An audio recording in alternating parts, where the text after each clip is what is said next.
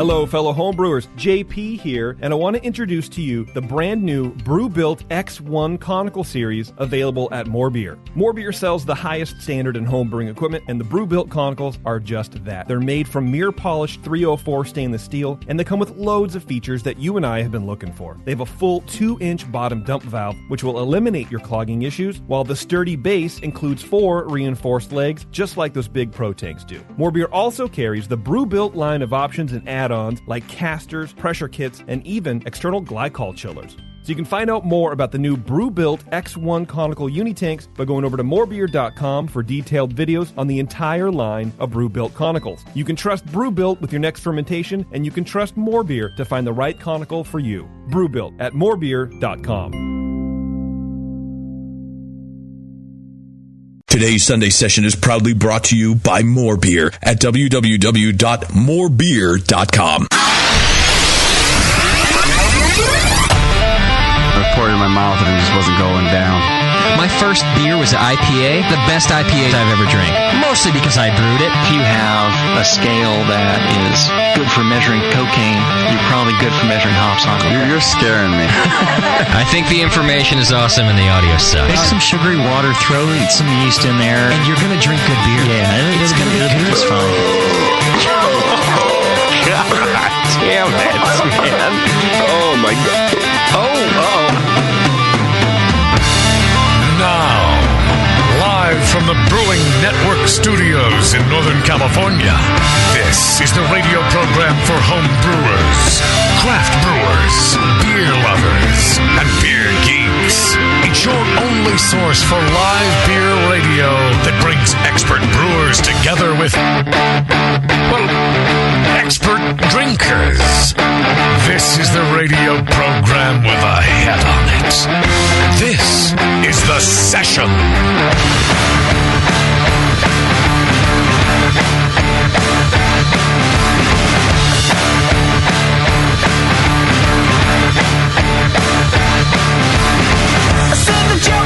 Back home at last. It's been a couple weeks since we've been in the studio, gone to NHC, Philadelphia. Did a little traveling other than that. And I'll tell you that since NHC, it's taken all the way up until this very day to get my voice back. It's been fucked since NHC. And it was messed up from day one, pretty much right after the BN anniversary party. Stayed that way till today. Was it screaming all those lyrics from the stage? Was that what did it? It was screaming. It was staying up late. It was talking loud at the NHC. We'll talk about that when we do our recap. That as the conference gets bigger and the conference halls get bigger. And more cavernous. Yeah. And the hours that I spend in them get longer. Yeah. It's just, just trying to talk to people. Drinking had nothing to do with it. No, that had nothing at all to do with it. We got a great show back for you, though. We got lots to talk about and lots to do. For one, it is the finale show of the second Brewcaster Challenge between Tasty and Nate. I'm all nervous. Yeah. Only if we had an applause sound effect to play. Yeah. That would really drive that point home. It really would have worked, I think. Yeah, it's the second Brewcaster Challenge. As you know, the first one was between JP and myself. JP taking the victory and the points on that one. Today, Tasty and Nathan with the Wit Beer Challenge. We both found out how much a 6-pack of Hoegaarden and Shock Top costs. I know Blue Moon maybe. No, I skipped the Hoegaarden. I went right to the Shock Top. I'm going for that. We blended them together. I cloned that, babe. Is that your clone, Tasty? It's pretty orangey. Right, okay. You got to aim high. How you guys feeling about the competition today? Anybody worried? I'm Anybody all set. confident? Nate's confident. No, it's a beer. It's clean. What the hell? Okay. Nothing to be embarrassed about. That's all that matters. Okay, good stuff. Well, you're sure to learn something during this show because we'll talk to the guys about the process after, not until after we've decided who the victor is. And so we'll get to that a little bit later in the program. Before we do, we've got Ninkasi winner, our 2013 National Homebrew Competition Ninkasi winner, David Barber from Orwigsburg, Pennsylvania, joining us on the program today. We'll talk to him in just about 20 minutes, too. As we always like to do, bring in the champions from NHC. And Nate, you made an interesting point about this year's Ninkasi winner before the show. Yep. he didn't have any meads or ciders that placed in the first round. I don't know if he entered any, but it's been one of the first times I've known in the last 5 years that there wasn't somebody who won Ninkasi who didn't have something in that realm. Yeah, good call. Hey, Scott, can you screen that for me? It's a good point because a lot of times, especially the guys who are really gunning for Ninkasi, one of the sure ways to do it is to throw something in cider and mead. As many categories as possible. Yeah. And those because they tend to be a little underrepresented. Sure. So if you make something good clean, you have a good shot. Yeah. Exactly. But this year, it's also a boost because it's, 12 entries? You're limited to 12 entries a person, 15. right? 15? Yeah. Okay. Yep. Yeah, so... that changed things a lot because for sure. the guys that were getting 6 and 7 medals in the second round had advanced, 20 beers. Right. Obviously, you can't advance 20 if you only have 15 entries. Well, if my notes are correct, and we'll talk about this with David, but he advanced just 4 beers. That's a good percentage. However, he medaled with 3 of them. And so I think an argument could be made that he absolutely deserves to win Ninkasi. Oh, for sure. When you get, when 3 out of your 4 beers, especially, with the argument that comes up that it's a numbers game, and in some ways it is, it kind of defies that a little bit when 3 out of your 4 beers, 2 of them winning gold. Yeah. I think that's something to be proud of. He had German Weizen that placed first in the first and second round. Really? That's got to be killer beer. So we'll ask him about it. For sure. That's a hard style, dude. Yeah. To get all those subtle flavors just balanced right. It's crazy. Pretty cool. Craziness. All right, so we'll talk to David in just a few minutes. With all of our big events out of the way for some time, our announcements list is short, which I like. Yeah. Dr. Homebrew Show is now on iTunes, and now that our events have gone away, and I also know that my web dude is very close to finishing our site, Dr. Homebrew is soon to have a home on the homepage so that you can download it there. But we're still working on it. In the meantime, it's very easy to get over in iTunes. Just search Dr. Homebrew, or you can punch in the URL, which is thebrewingnetwork.com/drhomebrew.xml, and there'll be new shows posting this week, as a matter of fact. So JP's new show, and I got nothing but good feedback at the NHC, just like I've told you, JP. I still have not heard negative comments about Dr. Homebrew. I'm searching high and low. I'm really just repurposing old Bruce Strong episodes. Not about the show, only about you. It's a difference. Yeah. Everyone's quite happy with it. So go check it out.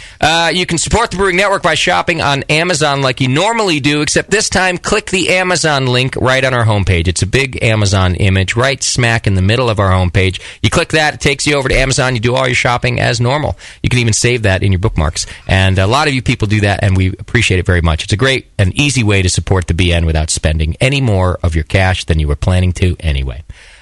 Normally, you could watch all this live, and especially our events like the National Homebrew Conference Award Ceremony over on justin.tv/Brewing Network. However, as our palette got screwed up, our palette of gear and merchandise barely made it to Philadelphia in time for NHC to start. It also has not made it home in time for the show tonight. So... Thank God for Guitar Center's 30-day return policy, because I had to go buy a bunch of gear to do today's program that's on that fucking pallet. Oh, wow. And I'll bring it back when the pallet arrives. But I did not go buy new webcams, and those are also on our pallet full of gear. I try to support this shitty little town that we live in, known as Martina. Because well, let's face it, I'm a good guy. A glutton for punishment. And so, there's a shipping center right here in our building, and he says, no, this kind of thing's my forte. I can do your freight for you. It's no big deal. I had him ship it out early, as a matter of fact, because I wanted to make sure it was there on Monday. We didn't actually need it till Wednesday. I get to Philadelphia, and Wednesday comes around, and no pallet. No. So missing gear for the party, the BNA8 party. And then Thursday comes around. We're supposed to set up our booth for the expo, the Homebrew Expo Center at the conference. No gear. Nothing. Got the whole crew standing there all hungover from the party at 8 a.m. and nothing. Nothing to do.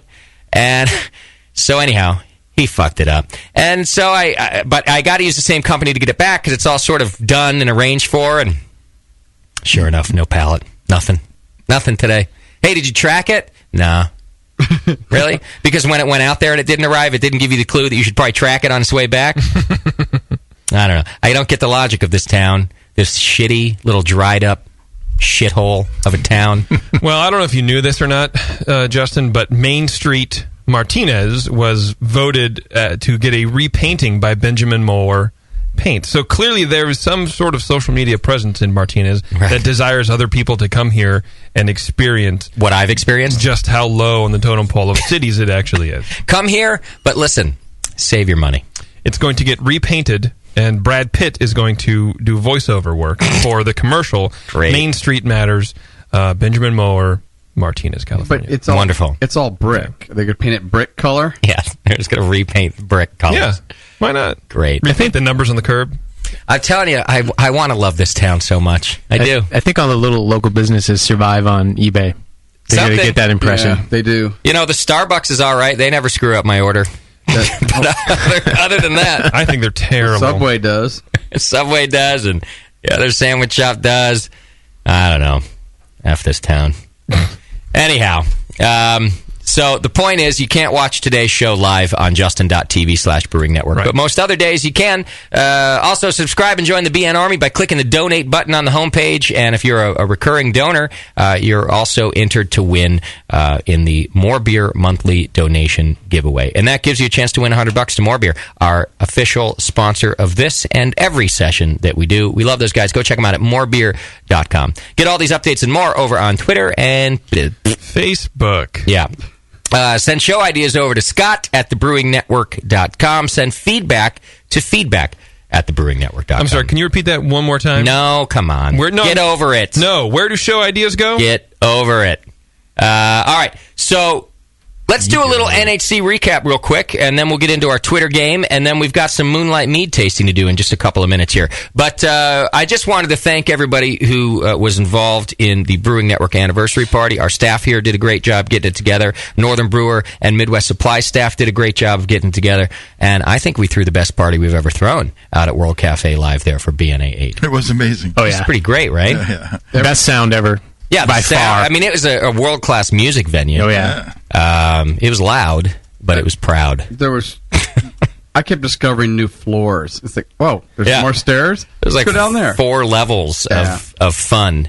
Now, it got off to a little bit of a rocky start because when everybody poured in, kind of navigating the floors and getting to the beer, it got a little crazy, and I did hear some grumbling, but it went away after about 15 minutes. Then everyone seemed to find that there were beers on all levels, and you could move around, and you might have had to wait a little bit for a beer, but it really wasn't too bad. And I think once everybody settled in and settled down, man, it was just what a great venue and a good party. So I didn't get to try too many of the beers, but I did see the list, of course, beforehand, and have heard nothing but good things about the beer selection. Did you guys enjoy the beer we had on? Oh, it was great. I really liked the Victory Braumeister Pils. Oh, yeah. That was excellent. I did have that, and that was very nice. You know, all the breweries out there were real cool to us because we went to them and we said, we know that you're local, but we don't want the stuff that's on tap all over the place. Right. We do want local representation because we're coming to Philly. Yeah. But, come on, some of these people are also from Philly, and we'd like to give them a treat. And you know what? Every single one of them did that for us. They gave us some of their rare stuff. So that was very cool.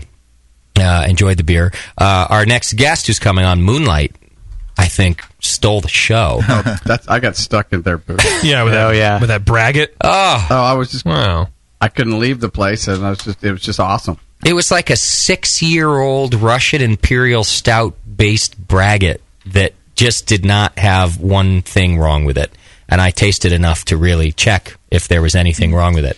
That kind of thing needs multiple checks. Yeah. It really does. I thought maybe, it's been on tap for a while. Maybe there's something wrong with it now. Right. And I went back again and again. Your palate's lying. You gotta test that. Just a great stuff from Moonlight and everybody else. And then, of course, the final act, the kids from School of Rock. Those kids were insane. I wish that we had a real video camera and a plug to the soundboard.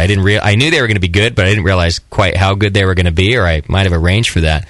He's aged 14 to 18 years old, and every one of them a virtuoso. But not just that. Not just how well they played their instruments. Each one of them had, like, swagger and style and stage presence. And, they just really owned it. Mm-hmm. Kind of blew me away. So I'm thinking they should be our house band for every BNA party we do. Just fly them out. Well, they have, like, it's in the School of Rock is a real thing. If you saw the Jack Black movie, it's based on that. And they're these kids, and there's like 20, they're throughout 20 cities around the U.S. Oh. So it's not just located in Philly, I found out. So I don't know. You'd think that there's, they're at least in the vicinity of our next couple of BNAs. I mean, our next one's in Michigan, so Detroit's close. Got to see, maybe if there's one in Detroit, Rock City, man, there's got to be. There's got to be, right? Come on. Then we can get the kids to play again because I mean, it was just great. I was pretty much done working by then. I went and stood in the crowd and just sang along with those crazy fuckers. They were so good. Yeah. I don't think I could learn a full song at that age, barely. If I could make it through, I was happy. Those kids are ruling it. They were playing multiple instruments. I'm standing, I had looked away for a second. I was talking to a listener or something, and I hear this Foo Fighters song, and it's being done like the Foo Fighters. I think it was The Pretender. Mm-hmm. And it sounds like the goddamn Foo Fighters. And I look up, and it's this tall, skinny, lanky, zit-faced kid jumping around and singing Foo Fighters like he's Dave Grohl. And then on the next song, he moves over to the bass. And then on the next song, he moves over to lead guitar. And he rocks every single one of them. And I'm just going, you are going to get laid, kid, a lot. Eventually. Eventually, but a lot when you do. So they just were awesome. That was, I have to admit, just a huge highlight for me, and I was proud to have them at our 8th anniversary party. I don't know how we're going to top it in 9. We might just have to skip year 9 till everybody forgets about year 8. Not really. No, it's got to be topped. I'm going to do it at a strip club then. A Michigan strip club. Ooh. What about you guys? Any highlights from the week from the National Homebrewers Conference itself? I really enjoyed the after hours. I always enjoy hanging out with people after after we can actually get out of the booth and do our own thing, kind of hang out in the city. The city was amazing. It was a perfect location. Philly's great. Yeah, good beer town. Excellent beer town. Went to McGillen's a couple times. Had probably the best Berliner Weiss I've had on that coast from Round Boys Brewing, I guess it was. That was an awesome. It was amazing. Okay. Yeah, that was my favorite part, actually, just hanging out with listeners and getting away from the hotel and experiencing the city, because we never really get to do that. Yeah. So it was nice the hotel was actually in walking distance of things to do. Oh, yeah, you only have to go a block or two. Yeah, it was great. It's really cool. Yeah, I only made it to Monk's on the day before, and then I was pretty much stuck in the hotel. But Monk's Cafe was awesome. Walk in and order a Cantillon. Who would have thought? Yeah. That was awesome. Yeah. Which I didn't do like an idiot, because I was I went in and I was meeting a bunch of people, and I just didn't think about it, and before I knew it was time to go, so I didn't even get the Cantillon. They had a 1 bottle per table at a time policy. Sure. I got 2 bottles. That's not too bad of a policy, really. No. If it's 1 at a time, it's not even like they're limiting you to 1. You finish it, you order another one. Exactly. So, that's not too bad. Anybody else from the conference, the week? Any talks? I didn't go to a lot of talks this time, but John Mallett did a really good one about malt from Bell's. Oh, yeah. And he had one graph in there that I think I want to ask him permission to steal or find out where he had the source of it. It really showed that alpha versus beta amylase in like one slide, one graphic. Nice. He just talked all about malt and how it kind of doesn't get the respect that it does compared to things like hops. It's not like a popular subject to talk about in depth, but it was a really good talk.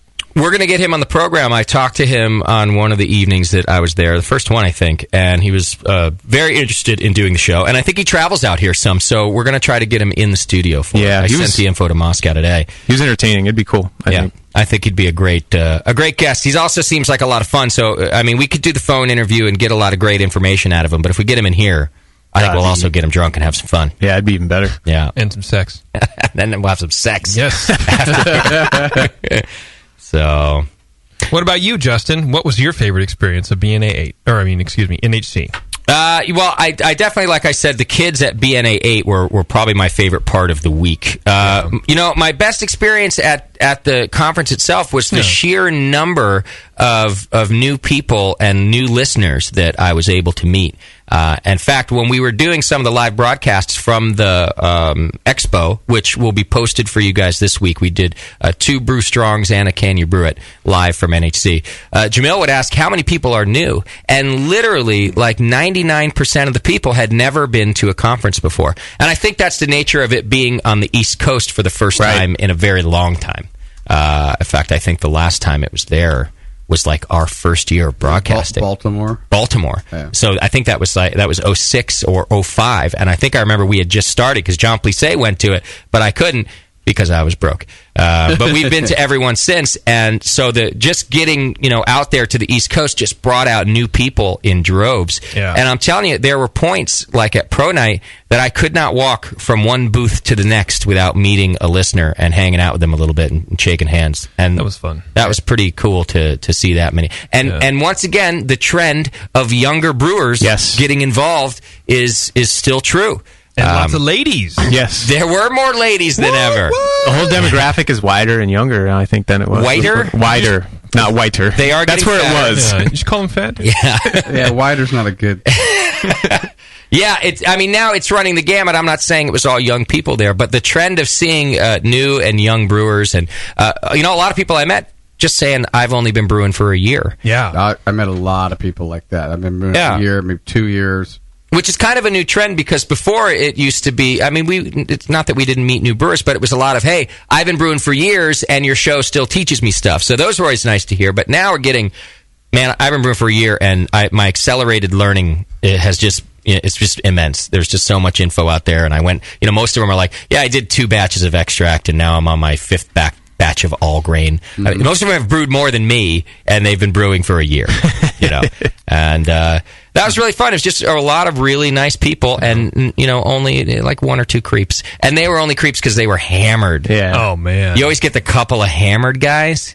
Here's what happens to me every time. Hey, Justin. There's always one hammered guy who likes to come up to you like he doesn't know who I am or what the Brewing Network is or anything. Oh, you mean the really funny people that do that? Which is fine by me when they actually mean that. I don't expect that everyone knows who the hell we are. I never expect that.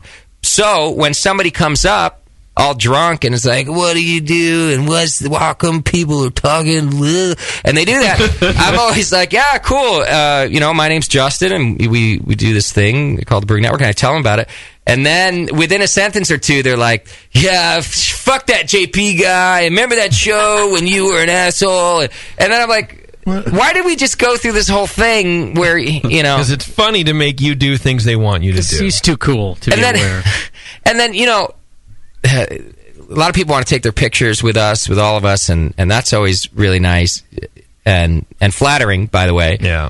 And we don't solicit that. We don't walk around going, hey, why don't you take a I happen to have a camera in my pocket if you need one. But inevitably, every year at some point in the week, some really funny guy comes up and goes, hey, can I have a picture?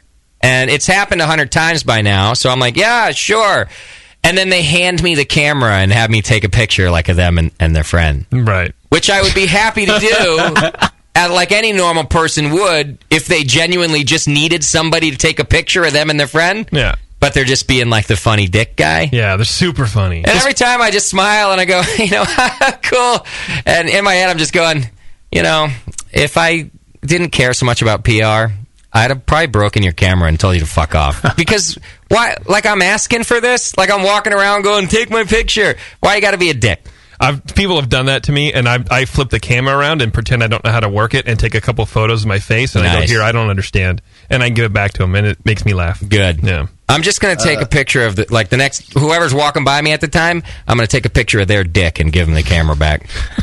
Nate, Tasty, that ever happened to you?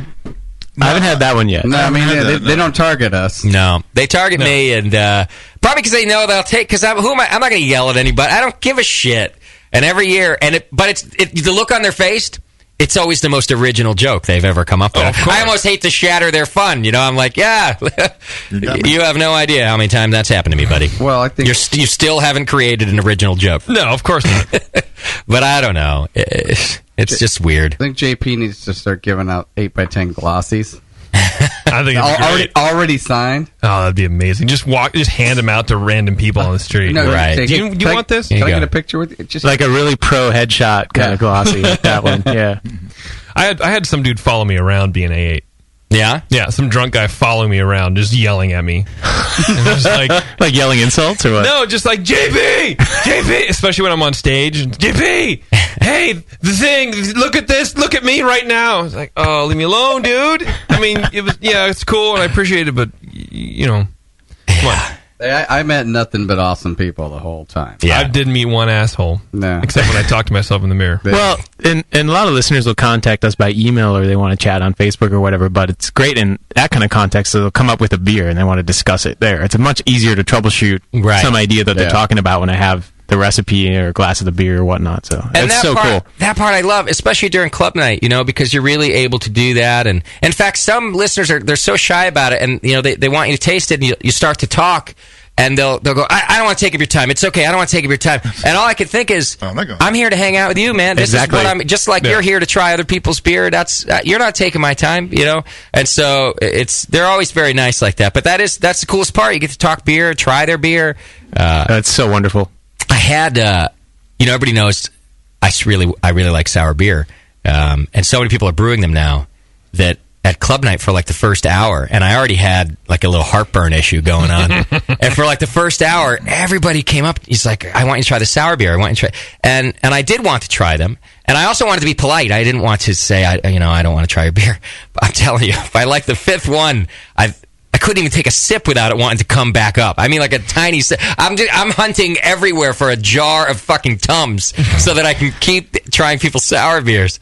It just was gnarly for a little while. You didn't find me. No, I didn't. Doc, I'm surprised anybody found you during club night. They just had to look down far enough. Yeah. I mean, so it's really nice, and it's great to see. And by the way, I think every single sour beer I had was a great beer. I think you're right. More and more people are brewing them, but the important part is they're brewing them on purpose. Yeah. They're not accidental sour beers anymore that they're trying to pass off. They kind of understand that's not going to fly anymore. Right. And so they're turning out some really Angry Megan's sour beer at the BNA or at the BN booth. Yeah. It was amazing. Wow. Well, I shouldn't say amazing. It was really good. Okay. Yeah. I don't think I had hers. I think Judge sours in the second round, very high quality. I've never judged second round sours before, but there were many 40-plus point beers, even ones that didn't end up finally placing. Really high quality stuff that people are doing now. That's great. Yeah. Far less oxidation than ever before. Right. Far less, like you said, JP, that they're deliberate now, so far less off flavors. A lot of Brett beers that you could really taste some high-quality Brett character from and not a bunch of off flavors mixed in. And so, in fact, I would say, whereas a lot of I kind of went around, I always like to try pale ales and pilsners and stuff like that, too. I wouldn't say it was the best year for some great pale ales and pilsners. That it was probably on par, with other years. But for sours, definitely the best year I've ever seen, where there were that many and that many good ones. So that's good to see. Yeah, for sure. Unless you're my heartburn. Yeah. The worst one I had was a guy came up to me and asked me to, here, I want you to try this. His name was Tom Perkins. Yes. And as you're saying, all great sours. Yeah. And this was the only reason it was the worst one I had was because all I could tell him was it just needed more of everything in it. You could taste it was there. It just didn't have there's nothing else wrong with it. There's no oxidation. Right. And that's all the feedback I could give him. So there's not, barely anything wrong with it. It was still great. Yeah. The nose was awesome. Okay. It just, they didn't back it up with the flavor profile. Right. But there was nothing else wrong with it. It just didn't have enough whatever in it. Yeah. And that I couldn't even tell him how to fix that. Give it more time. Probably, yes, give it more time. But it was still an awesome beer. Yeah. And I think that was on par with almost all of it, which makes it a little difficult because sometimes people really are looking for feedback, and I'm going, look, I am not qualified to give you any more feedback than I have. Those are the things I notice, and that's that. Bring it over to Tasty or somebody. I don't know. Bring it to Nate. Because a lot of times, I'm going, to me, it's just great. Yeah. I don't know what else to say to you. Everything's great right now. Yeah.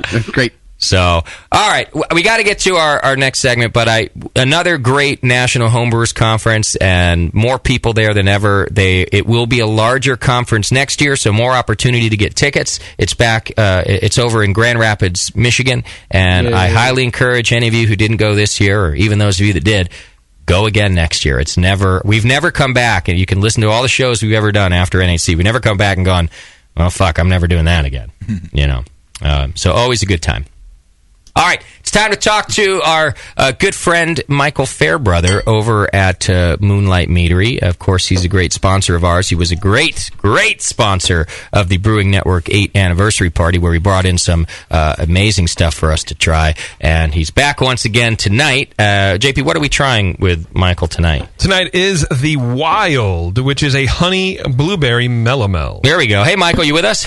Hey, guys. How you doing? We're doing great. Thanks for being on the program again. Hey, thanks. Nice seeing you a couple weeks ago. It was very nice to see you out there, and I don't know if you heard any of the first part of the show, but we were already raving about what you brought to BNA 8, and in fact, mostly your braggot, which, as you know, we weren't the only ones raving about it. That beer didn't even make it that far, did it? No, we went through over 15,000 samples in the course of the weekend. Wow, that's fantastic. I think you got a lot of fans now that weren't fans before. Right. And we've had probably 6 straight days of being in Army people driving up from Philly this last week, just coming up to hang out at the meadery and try and enjoy. Awesome. Well, tell us about the braggot real quick, just for the folks that weren't there, so they can just get an idea of how special it really was. Yeah. Sure. That was a Russian Imperial Stout that I made back 6 years ago with it was a 20-gallon batch. Had 60 pounds of honey added to it in secondary, and then we blended it with some orange blossom mead to dry it out a little bit to make it a little more palatable for your party. Got it. Well, it was definitely palatable. I know that it was strong, but it didn't taste that way, which was part of why we all just kept going back for it. Yeah, it was pushing about 19%. Wow. And you never, I'm telling you, honestly, folks, you never would have guessed it. I mean, it was just such a smooth tasting. I've had, plain Russian Imperial Stouts that are 9% that tasted hotter and more difficult to get down than this. Absolutely. And at one point, Michael, I wanted to hang out with you a little bit and try more because it was the best thing pouring in the room, but I knew I still had to perform and do giveaways later at night. I had to drag myself away from your table, or I was going to be done for. No worries. We had a blast. I mean, my whole team, we brought down most of my production and sales staff with us, and we had a great time. Good. I'm glad. Thanks again for being a part of it. I don't feel like it would have been the same party without you. Yeah, we're actually working on Brewing Network braggot for next year, which will be sour. Oh, amazing. Wow. Imagine he tops it. If he can top BNA 8, then the pressure's really on us to top BNA 8. Right? Let's put it all on Michael. On Michael, yeah. The rest of the party will suck. Just go hang out with Michael. Right. All right, well, let's talk about Wild, which is the mead melomel that you sent us today. And if you don't mind, because I just always forget these things, what is the definition of a melomel to begin with? Yeah, so it's a mead made with fruit. So this is made with wild New Hampshire blueberries, which are low bush, so very small, tiny berries. Okay. And so you're going to get a little more tannin from the skin of the berry versus the big fruit blueberries you buy in a grocery store. So I'm glad you brought that up because we were tasting this little, and Nate brought up the tannin. Yeah, that was one of the things you could perceive right away in the aroma, in a very positive way, not in a negative tannin-like way in beer, but in a wine-like, mead-like, a really excellent... You could, like, the skin of the fruit was very prominent from the aroma itself. That's something you're going for?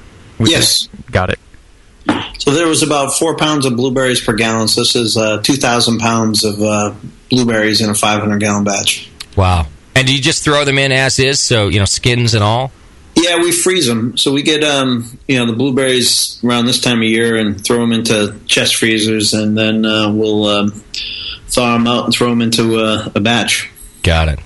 Now, I'm always curious, when you throw something like blueberries in whole like that, which clearly have kind of a skin around them, what do they look like when they're done? Do they disintegrate in there and actually just, become pulp? No, it's a mess. It's basically probably 2,200, 2,500 pounds of blueberries that you have to muck out that are just steeped in alcohol, and we bring them down to a pig farm, and I'm sure the pigs have quite the time with it the next day. Right. I bet they do. And then they have a party after that. Bunch of passed out pigs. Lots of little piglets. Pigs getting laid. Yeah. I don't know. It's pretty strong. There might be a lot of limp pigs walking around after that, you know. A little bit of whiskey pig. Whiskey. Little piggy the kid. Now, what is the percentage on this? This one's 14.2. Okay.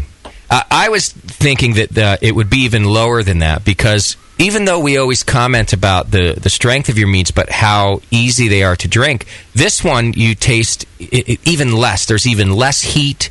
In fact, the body of it is very wine-like, and I'm just not getting barely any alcohol. Yeah, I like this one with grilled steak tips. The char from the grill really hooks up with the honey notes in the mead and really just kind of works across the spectrum. Got it. So when did the blueberries go in? Primary. So right from the start? Yes.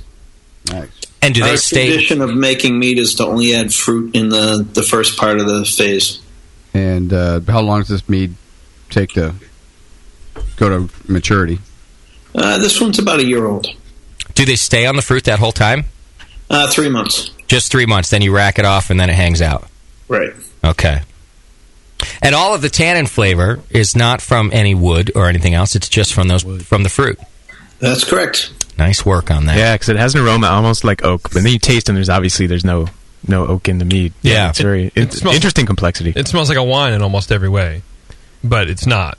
Yeah. I mean, I guess technically. This is one of the drier ones we make. We've got one a little drier than this one, but there's basically 3 at the bottom end of the spectrum, and this one's one of them. There's like 1%, 2% residual sugar left on this one. Wow. And so, for that matter, I was also noting that it's one of the least sweet of yours that we've tried too. Yeah, I'm trying to switch it up for you guys, give you a little diversity. I like that. And, I think I've said I don't really like sweet things very much anyway, but that's not really the case with your meads. I don't care if they're sweet or not. They're always great. But this one, I just noticed, is there less honey in this than another because of the fruit? Just a little bit, yeah. There's probably some water coming out of the blueberries. Okay. That basically dries it down a little bit. Got it. Is it the same yeast strain as the other meads that we've tasted? Same across the board? Lapland 71B is the only yeast we use, unless it's in the Utopias barrels that we got from Sam Adams, which could still have some of their proprietary yeast in it. Oh, yeah. Okay. Which this doesn't have. So, JP and I also had some serving questions about this one. Yeah. Well, first of all, we were wondering about storage temperature, but then we were also wondering about serving, room temp or chilled or really all the way refrigerated. What do you recommend? Yeah, I like it served at room temperature. I think they do well with a hot summer like today, chilled down. Yeah. But, I tell my customers, I think there's a reason why AB puts it into their contract, must be served ice cold. Right. Because they're trying to get you not to taste it. Yeah. And, my goal and my mission is let people taste how wonderful the flavors can be. Right. I could. This is fine at room temperature. I could also see it being slightly chilled. Like wine fridge chilled, not refrigerated. I'm not talking 36 or 30, like high 50s. Yeah, real high 50. Yeah, something like that. I think Michael's right on a hot. It's pretty hot out here today too. The room temp's okay because it's still going to be cooler than ambient. But what about storage? How should we be storing these? We use synthetic corks to try to avoid cork taint. The first year we had 7 bottles out of 1,000 go off due to the corks. Wow. And I figured that was pretty high odds for customers never coming back to try the product. Yeah. So we switched to artificial corks, and you can store a bottle like this upright for years on end in your fridge or down in your basement or any place, just not in a windowsill. Okay. And probably then just the same kind of standards apply where you're just looking for a consistent temperature? Absolutely. We had a lady call the meadery, and she goes, the cork flew out of the bottle and hit my cat. And I'm like, is that a euphemism, or what are we talking about? Right. Bounced off the wall and hit my cat, quote unquote. My kitty. My low bush. Mellow melt. So, we do not recommend storing it in sunlight. Got it. It won't turn skunked like a beer, but it's, we want to keep it at a consistent temperature. There's no hops in mead, right? Yeah. No. Okay. Not currently. I am working on a few top secret releases that may be coming out. I'm trying to make like a Pliny the Elder for mead. Wow. Pliny the Elder for mead. You're going right for he's not even going in between. Forget Sierra Nevada for mead. He's going right for Pliny the Elder. If you're going to do it right. Yeah. Well, good luck. I have faith in you. I'm waiting for you to send us a shitty mead. It's not happening. All right. Well, listen, folks. As always, if you want Moonlight and it's not in your area, go to your local good beer store and ask them for it, because it's not too hard to get. They just need to call up Michael and he'll make it happen. But if they don't know that you want it, how are you going to get it? That being said, you're all over the place already, aren't you, Michael? Yeah, we're now, I think, 24 states. We just got into Iowa. I'm flying off to Tampa tomorrow to help push the market there. And then we'll be up in Colorado end of September, early October. But, the more orders that come in, the more I'm going to be traveling around. So the Brewing Network is definitely a key aspect of my marketing plan. And you guys have been great to work with, and we're not going anywhere. Beautiful. Does that mean that we get a cut of your frequent flyer miles? Yeah, we're not greedy. Yeah, sure. I'll give you the percentage I still have. Nice. Right. Thanks, man. Well, as Michael said, you guys are a whole part of it because you're everywhere. So if you want the mead and you don't have it, just ask for it, and Mike will do his best to get it down there. Just go to your local good beer place and have him bring it in. And if you see it on the shelf, listen, I think it's like the mead for mead lovers and people who have never had mead. It's that, Right. It's great stuff. So, and for your first date. It's definitely good for your first date. Yeah. Go to a drive-in, especially if you're dating in the low teen. I mean high the prude states. Oh, okay. And you need a little help in the high teens, especially if you're dating in the no, that's underage. Well, that's true. You must have meant in Celsius temperature. Yeah. If you're dating in the high teens, so really like in your 30s, right? All right, Michael. Thank you once again for sending us mead to try and educating us a little bit. We always appreciate it. All right, guys, brew strong, mead stronger. Cheers. Talk to you soon. There you go. Michael Fairbrother, Moonlight Meadery, everybody. Yeah, he was having a good time out there at NHC. Yeah, for sure. And we were because of his mead. Yeah. When our pallet didn't show up the next day, I saw that they had set up already, and they had just a little bit of the braggot left. Yeah. It was like 10 in the morning. I went straight to his booth. Give me a little of that hair of the dog, buddy. That's why you're so calm. Yeah. I was like, wow, Jay's not pulling all his hair out right now. Yes, Michael's my new. He's my new shrink. I fired Steve while at NHC. I was like, Michael, you're doing so much better than my shrink ever did. Steve the Free. Yeah. Now I go to Mike the Moonlight. I don't know. Yeah, sure. So yeah, he had me all calm and nice. All right, when we come back, Ninkasi winner David Barber. Plus, we got to do our Brewcaster challenge a little bit later in the show. We'll find out who the winner is this time, Tasty or Nathan. Hang in there. It's The Session. We'll be right back.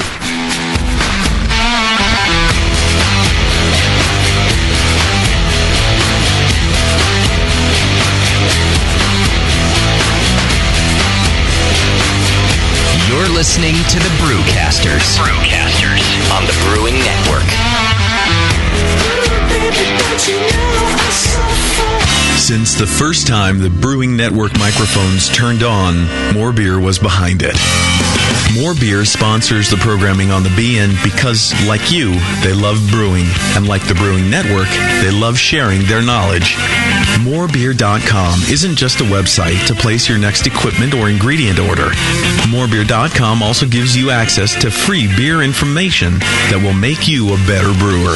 Go to morebeer.com and click into the Learning Center. You'll find podcasts, technical facts, video tutorials, and more, including access to The Buzz, More Beer's social network of more than 5,000 members.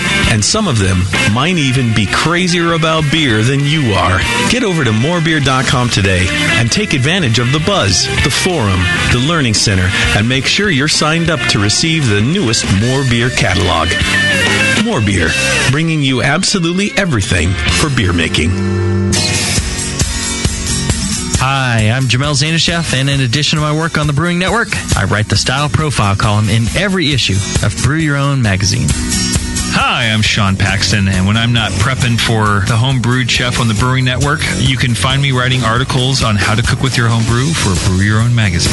Greetings, cretins. This is John Palmer, and when I'm not writing for Brew Your Own, I'm reading it. John Palmer, Sean Paxton, Jamil Zainasheff. If you love listening to them on the Brewing Network, you'll love reading their articles, tips, and recipes in the pages of Brew Your Own magazine. Join Jamil, John, and Sean 8 times a year in Brew Your Own. And when you subscribe to BYO on the Brewing Network website, half of your subscription price goes right back to the BN to support great beer and food programming. So sign up for Brew Your Own magazine through the BN website today so you can listen and read your way to better homebrew. Nico, listen, our lawyers said that we had to do this for 1 hour, and after this, we don't have to talk to each other for 3 more months to the next meeting. Kids, come on, let's get out of here. I'm supposed to have more lines, so I'm the professional. Hey, it's Sully. And I'm Nico. And we opened the 21st Amendment 9 years ago at 563 2nd Street in San Francisco, just 2 blocks from Giants Park, to make great beer and have a great time doing it. That's right, because to us, the 21st Amendment is more than just the right to make beer. It's the right to experiment, to be innovative, and just do things differently. And so now, we're putting our craft beer in cans. That's right, cans. You can find our world-famous Hell or High Watermelon Wheat Beer and Brew Free or Die IPA throughout California and Alaska. And now it's also available on draft at select accounts in the Bay Area. So next time you're at your local neighborhood pub or good beer store, be sure to ask for 21st Amendment in cans. Because everyone likes it in the can. Tasty crack cans. Tasty crack can. A vial of White Labs yeast is the key to your best beer. When you open a vial of White Labs yeast, you're giving your beer its best chance for a perfect fermentation. In addition to their already incredible variety of yeasts, White Labs is proud to announce WLP 90, San Diego's super yeast, now available year-round. WLP 90 is super clean, super fast fermenting, with low esters and has a neutral flavor and aroma profile. It's alcohol tolerant and highly flocculent. For more of the latest White Labs news, click over to whitelabs.com, where you can read reviews of yeast, learn in the lab section, and join the customer club.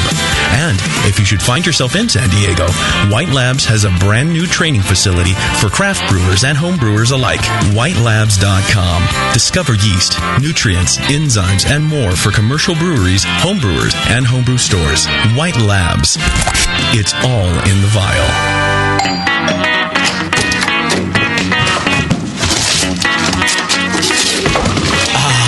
What'd you get? More brewing ingredients? Yep. You know what I love about Brewmaster's Warehouse? The $6.99 shipping? Well, yeah, but... Oh, the in-store classes for beginning brewers. Yeah, that's cool, but... Oh, the Brew Builder. Creating and saving your recipes online is awesome! No, yes, but... The cheese-making supplies. No. Oh, the wine-making supplies. Oh, the distilling equipment and liquor flavorings. All that stuff is awesome, yes, but what I really love is that the guy who runs it is totally hot.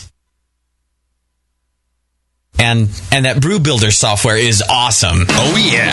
Brewmaster's Warehouse brings you flat rate shipping on great equipment and ingredients to make beer, wine, cheese, and spirits at brewmasterswarehouse.com. And if you're in Georgia, stop by Brewmaster's Warehouse Monday through Saturday from 10 to 6. Visit brewmasterswarehouse.com today because it's totally hot. Oh, yeah. This is www.thebrewingnetwork.com. Sit down next to it, grab yourself a paper towel, and watch those yeast have sex. You're listening to the Brewing Network.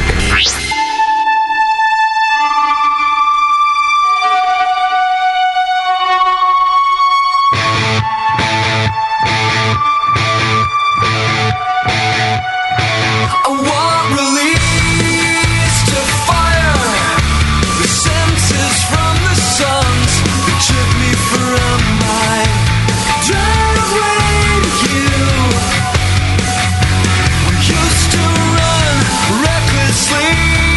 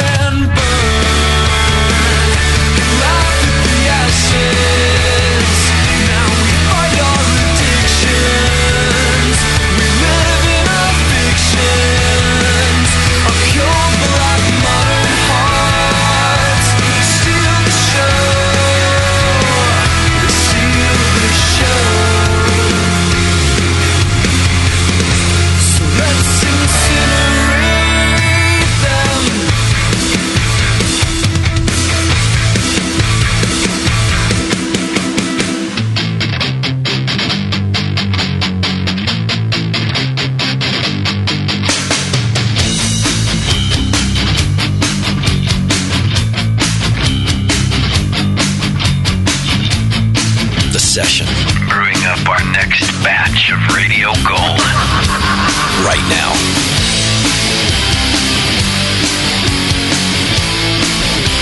Yes, sir. Welcome back to the program. Thanks for hanging out with us.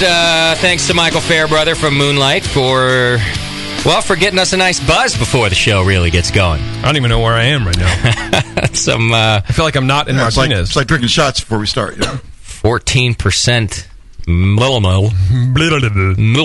before the program. It's the I'd like your finest please. Perfect way to get fired up. All right, as promised, this year's Ninkasi winner, David Barber, is on the line with us, and he kicked some ass at the National Homebrew Competition this year, and he's here to talk to us all about it. David, what's happening, man? How's it going, guys? It's going great. Congratulations on your big win. Thanks, man. I really appreciate it. Are you still high from the win? Absolutely. You know, it's every time I think about it, I still get goosebumps. You should, man. Yeah. It's really a big deal. Well, and heroin will do that to you. So. I'm telling you, David, whether I've known the Ninkasi winner or not, I get goosebumps every time because I know how many good beers you had to brew, and then the statistics of it getting judged well, and the sheer competition. I'm also aware, because I can see it in most of your faces, how much it means when you run up to the stage.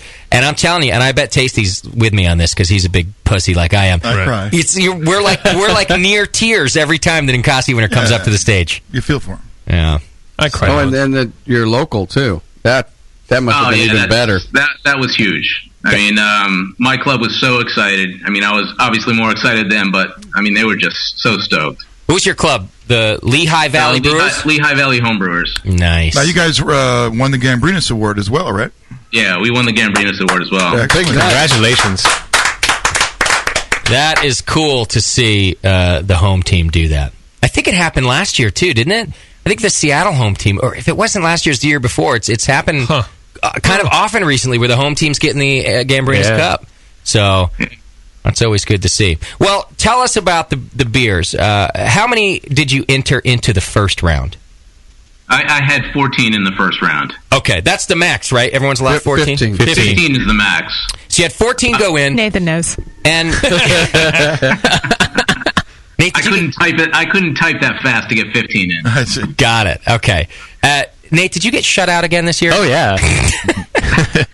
Remember the shark jumping moment? We can review that. Sorry, Nate. Let me go back to the tape. Yeah. Okay, so 14 in the first round, and then how many made it into the second round? 4 made it in the second round. All right, so 4 out of 14. And then in the second round, where it all matters, how many of the 4 won a medal? 2. 2 of the 4? The American Barley Wine and the Weizen. Got it. And were they, what was the medal? Gold? Gold for both. Wow. Yeah. And the Weizen was first in the first round also, yeah? Right. That is awesome. Wow. So that's a hell of a score. Now, Doc and I were sitting there, and Doc had, how many did you have go? 3? Yeah, to the second round. Put in 9, 3 went in the second round. And you also got 2 medals, right? Yeah. So when Ninkasi came up, I'm thinking, Doc has a chance here. Oh, yeah. I didn't even think about it at all until Nate looks over at me and goes, Ninkasi. It could happen because and I got all nervous again. And so we're waiting because Doc got a gold and a silver, but you eked it out with 2 golds, David. Yeah, I mean, it was the same with me. You know, as soon as I got the second one, a bunch of people came over and said, "Oh, you could win Ninkasi." Right. And I was just freaking out at that point. You hadn't even thought about it before then. No. Yeah, I didn't either. I had just settled down. Right. Okay, now I can just calm down, and then that gets thrown in your face. Because it used to be that only the people who had 10, 12 beers go to the second round. Exactly. And thought about Ninkasi because you knew that that's what you were up against. But now it's a lot more even. There's a level of playing field now, at least a little more than it was. Right. So it's anybody's game, and David was the dude this year, man. So tell us about the 2 beers, and let's talk about the German wheat first, since it did first in the first round and first in the second round. What exactly was the beer style, and what can you tell us about it? It was Weizen. It was 60% wheat, 40% German Pilsner malt. I used a double decoction with rests at 146 and 158. It was really fresh. So I brewed it fresh for the first round and then rebrewed it for the second round. Ooh, nice. So that beer was only maybe 3 weeks old. Tasty, what does that tell you about this brewer? You're a ninja brewer if you can repeat a 40-point beer. He knows his system, right? He's got consistency down. Yeah. So, folks at home who are new, you take note. You rebrew your beer when you know your system, and that way it goes into the second round fresh. Especially with a style like that. Yeah. Did you happen to do a side-by-side tasting of the old batch and the new batch? I didn't. The old batch was gone, so... Right. He's like, look, I didn't want to brew it a second time. That's the other problem. Drank it all up before he could watch it go downhill. Yeah. What kind of yeast in that beer? It was the Y-Yeast 3068, the Weihenstephan. Okay. And then fermented at 62. 62. Yeah. 62, Jamil was a early proponent of that on the show a long time ago. Ferment a little lower than you might think. Yeah, because I definitely would have thought higher, because you're looking for some of those yeast flavors to come out, right? Right. Yeah, but it'll do it, and I like it at a little higher temperature, but it doesn't do well in competition. You really got to low and slow. I think especially with that yeast, too. There's a few yeast that I don't know if you do super low. I don't think they kick out enough esters, but I think that yeast is pretty heavy on the flavors. Okay. And you get a specific banana quality out of it at lower temps. What do you think, David? Right. Yep. Yeah, that's exactly what I was looking for. I mean, I also did the ferulic acid rest to try to get a good balance of the clove and the banana, but, not pick up any bubble gum if you get it the temp too high. What is that? What is a ferulic acid rest? That's the precursor to the banana flavor. The clove. Or the clove flavor. So where do you do it? How do you do it? What is it?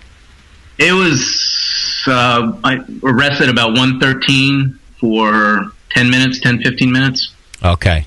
So you're mashing, resting at 113. Yeah, exactly. Okay. Got it. I thought he was choking on his tongue. I didn't even hear what he said. Ferulic? Ferulic acid. Ferulic acid. Rest. I've never heard of this. Duh. Yeah, I'm stupid. Me neither. We're just going, what? I think he's making shit up right now. All right, so that's a mash rest at 113. And which, is that in one particular malt over the other? Is that in the wheat malt, or is that that could be done in any malt? Any malt, usually. But, you're going to get it more out of the Pilsner, too. Okay. Yeah, it was the whole mash.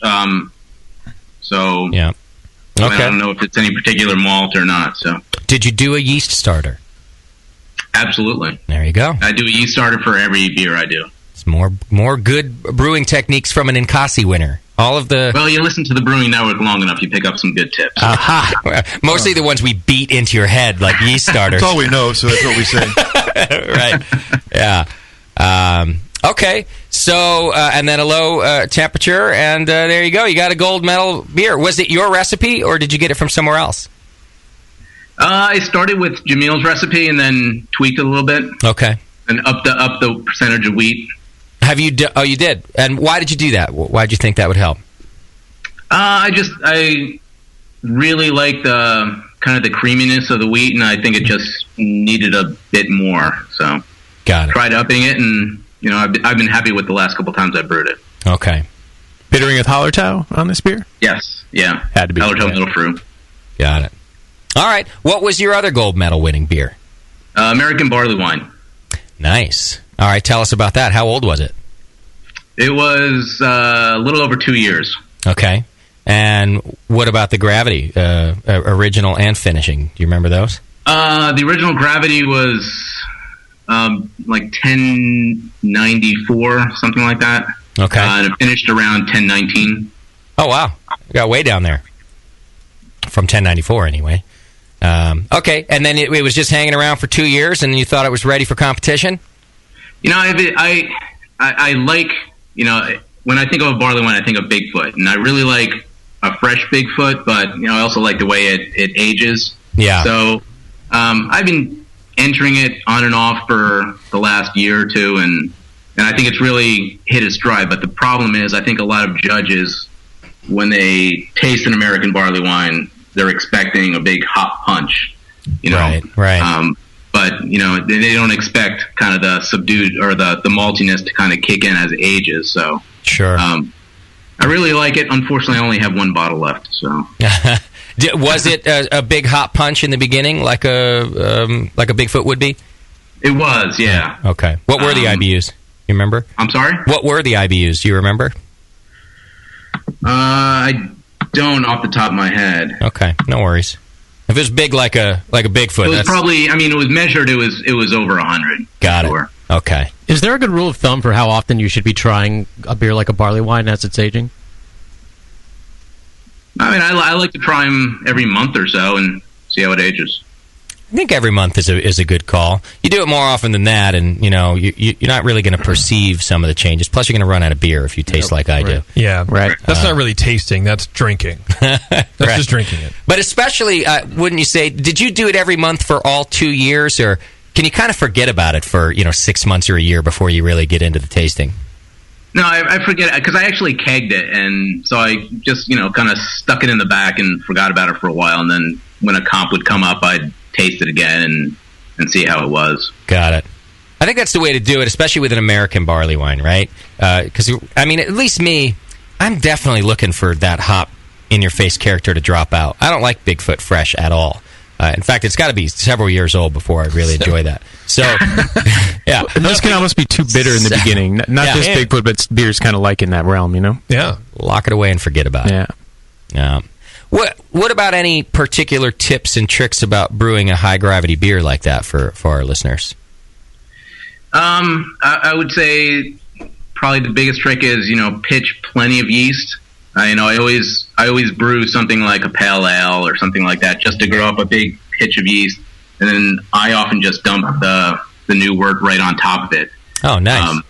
And then fermentation control, because there's a ton of sugar in there. You really want to keep that temperature under control, otherwise you'll end up with just a ton of fusels. Got it. Good advice. I like that you're just repitching onto a pale ale. Now, keep in mind, folks, that he said something like a pale ale. The question has come up before, should you repitch a barley wine yeast? Should you put another barley wine on top of that? And some of the answers have been that you don't want to put it on a stressed-out yeast, like a yeast that's already worked really hard. So he didn't put it on a yeast cake that might have just busted its ass on a beer. A pale ale's a pretty neutral beer and build up a good pitch. That yeast is probably healthy and happy and ready to do some work on a high-gravity beer. So, are you fermenting in carboys, David? Yeah, I'm fermenting in carboys, and then I've got a small fridge that I can control the fermentation temp. Got it. Did you do any sort of nutrient addition to that barley wine? Yeah, I pitched, or I put in the Y yeast nutrient blend, probably about a teaspoon or so. Into your starter or into the wort itself? Probably a little pinch in the starter. Well, it wasn't the pale. I didn't put any in the. I put a little bit in the pale ale, and then much more in the barley wine. Got it. Yeast nutrient is important. Yeah, but not through fermentation. You mean adding nutrients through fermentation? Yeah. No, I just pitch in the wort and while it's boiling, and then let it go. Clearly, you didn't need it. Yeah, it went to town. Yeah. Do you like to go a little bit lower on the ferment temp for this style as well? I'm assuming you're saying 001 or 1056, and you said temp control. So what sort of range would you like to use on a beer that's this big? Probably keep it in high 60s, like 67, 68, somewhere around there. Okay. Well, it sounds like you know your stuff, David, and I think you've got the Ninkasi medal to prove it. Yeah, it's safe to say that you don't know as much as us, but well, yeah, you're all I still right. have a lot to learn from you guys. Yeah, I don't know. I think we've found a replacement for anybody in this room who calls in sick because David had all the answers. Oh yeah, David's got it locked up. He's like our basics guy. You got to stick to the fundamentals. And the man knows his fundamentals. Now, if you can teach the San Jose Sharks how to stick to their fundamentals, that'd be good. All right, it looks like we have a question for you. Is it hot in here, or is it just me? I'm bombed. Oh, crickets. Sorry, I was reading. Yeah, it's okay. Casey from Folsom's on the line, David, and he's got a question about repitching. Hey, Casey, what's happening, man? Hey, just listening to the session, drinking some beer, and waiting to clean up my brew system because it's hot as hell. But I had a question about repitching. When it comes to when he repitched on top of that pale ale, I was curious, did he do like a closed transfer out of the carboy or the conical, and then did he just put a stopper in there and throw the beer back in, or did he just use a standard like auto siphon, just kind of siphoned it out and then threw the stopper on? I was always kind of worried about dust in the air or something. David? Yeah, I'm not sure about this beer. What I probably did was, once I siphoned off the pale ale, swirl the yeast and put it in a bunch of mason jars, and then let the yeast settle, and then rinse it with cold water, and then that way I'm pitching, separate it out, and that way I'm pitching just yeast, not necessarily all the trub and the beer as well. Good call. But I have done it the other way, where I just pitch a beer directly on top of the yeast cake, and I haven't had any problems with that either. Thanks for the call, Casey. I appreciate it. All right, David. Well, once again, congratulations. Are you going to go for a two-peat next year? How can I not? You have to do it, man. We would be. Yeah, you have to. You do. I'm gonna give Gordon a run for his money. That's what we like to hear. You got to defend. You get him, David. I think you have a good chance. You're brewing some good beer, man. Thanks. But Nate's coming back hard next time. Yeah. Well, except that he's jumped the shark, so I wouldn't worry too much about it. He's going to start entering wine competitions. Yeah, Nate's moving over to wine. Why not? Or wine and not. He comes back on the show. Yeah, but I'm doing great over in wine. I got a silver medal for my Pinot Gris. Well, congrats to you, David, and congrats to Lehigh Valley Homebrewers, who also got the Gambrinus Cup Award, and that was awesome to see the local boys do. Yeah, you guys are doing good stuff over there. Thanks for being on the program, and we wish you continued success, man. All right, thanks, man. Appreciate you having me on. You're welcome. Cheers, brother. All right, cheers. All right, David Barber, your 2013 American Homebrewers Association Ninkasi winner, and you can hear why. Guy knows what he's doing, right? That's good to hear. All right, guess what, folks?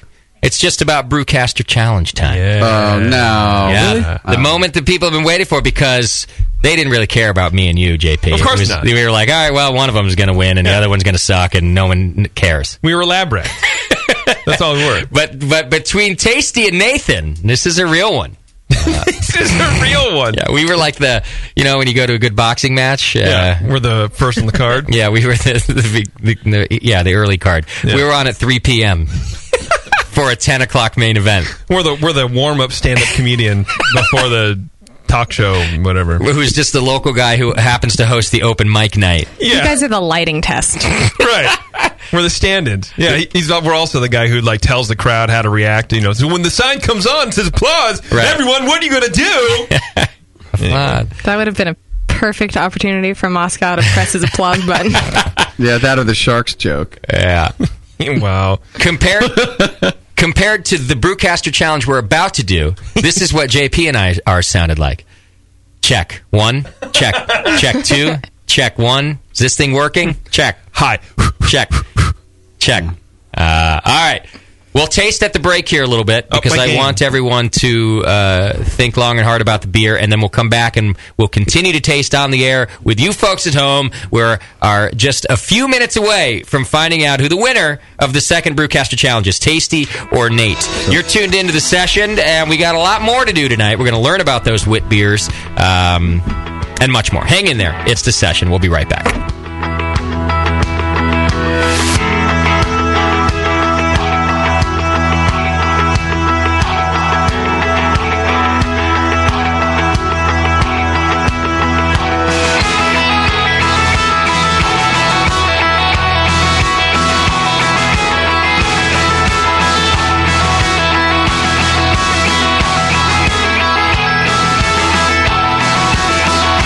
Listening to the Brewcasters on the Brewing Network.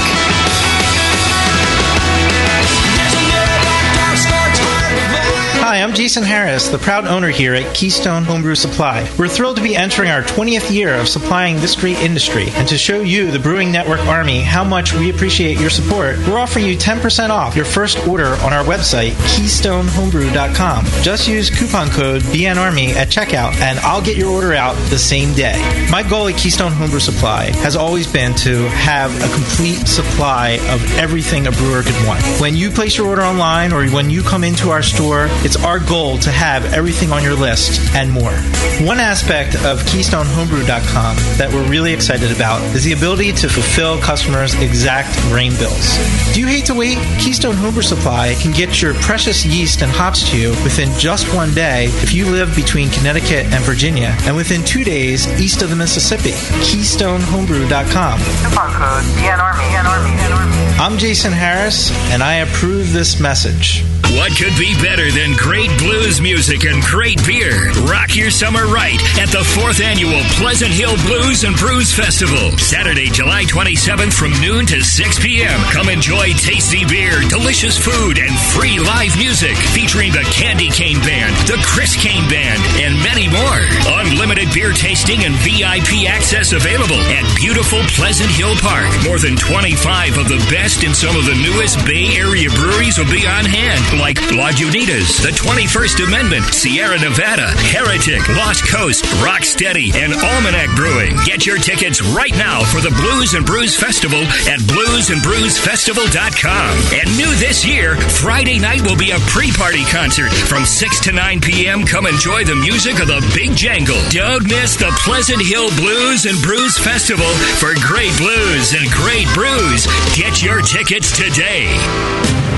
Tin, Getting tired of that same old handcrafted beverages day after day? Are you looking for something with more diversity than your normal beer? Fellow BN Army member Michael Fairbrother, owner of Moonlight Meadery, is reviving an entire beverage category, mead. The meads at Moonlight Meadery are all handcrafted from the finest honey on the market and are perfect for any occasion, like weddings, baby showers, or... Excuse me? Mead is not your average girly drink, mister, and Moonlight Meads can be enjoyed anytime, anywhere. Football games with the guys. Yeah. Barbecues with the guys. Yeah. Operating power tools with the guys. Yeah. Actually, sir, that's really dangerous. Good point, son. Next time you have something to celebrate or are just looking for a new tasting experience, pick up a bottle of mead from Moonlight Meadery. Now in 21 states, making over 60 varieties of mead from dry, semi-sweet to sweet. Break out of that craft beer lull. Grab a bottle of Moonlight Mead. Can't find some? Then ask. No, make that demand some. Yeah! Hey, my brewing brothers and sisters. This is Jamel Zanishev, and I want to tell you about Heretic Evil Twin. You might be familiar with my homebrew recipe, which uses massive late hopping to create a balance between the malty sweet and the hoppy bitter, along with an outrageous malt and hop character. I wanted a beer with the same bold hop and malt character, so we played around with the homebrew recipe until we were able to make a great commercial version too. We've created a beer rich in malt character, full of caramel, toast, biscuit, and an ever so subtle roast note. On top of that, we piled in an insane amount of Citra and Columbus hops at the end of the boil, as well as in dry hopping. This damn-the-cost approach to hopping gives Heretic's Evil Twin a great blast of citrus and tropical fruit that can't be matched by any other hop. The result is a bold, malty, hoppy, but easy-drinking beer. This is our top seller, our flagship beer, and I couldn't be prouder of it. Cheers. To find Heretic beers near you, click on Find Some at Have you ever been stuck with a last-minute brewing question? Maybe on a new piece of equipment or a recipe kit you haven't tried before. The Brewmeister knows how that feels and is here for you. The Brewmeister prides themselves on personal service and advice to all of their customers, whether in-store or online. The Brewmeister is a full-fledged home brew store, too, with all the ingredients and gear you need to make great beer and wine. You'll be glad you visited shopbrewmeister.com or one of their stores in Roseville or Folsom when you need to pick up the phone and get your brewing questions answered fast. Visit shopbrewmeister.com right now and see the personal difference the great team at the Brewmeister have to offer. If you visit today, use coupon code BNARMY and get 10% off your first order. Some conditions apply. The Brewmeister, personal service and advice with exceptional quality. Shopbrewmeister.com. What's funny is brewers will say, yeah, I don't brew to style. I'm brewing my own beer, and it's like a German Pilsner, but it's black. Yeah, it's a sports beer. You know? The home of live beer radio. TheBrewingNetwork.com. Because like beer, radio shouldn't suck. You're listening to The Session.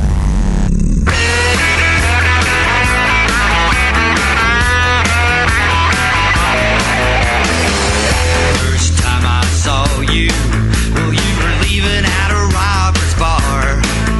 There was something about the way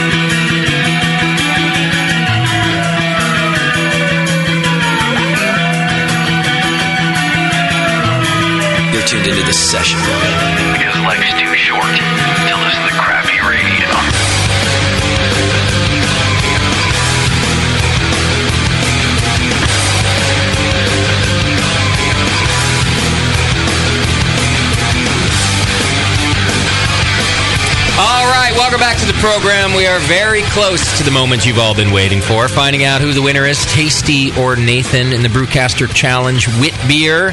We did some tasting at the break there just to, we didn't talk about it amongst each other. We just wanted to get some of the lip smacking and boring drinking part out of the way so you don't have to listen to it. It's my favorite part. I took quite a few notes on these two beers. I'll start the conversation by saying this is a tough challenge. Why?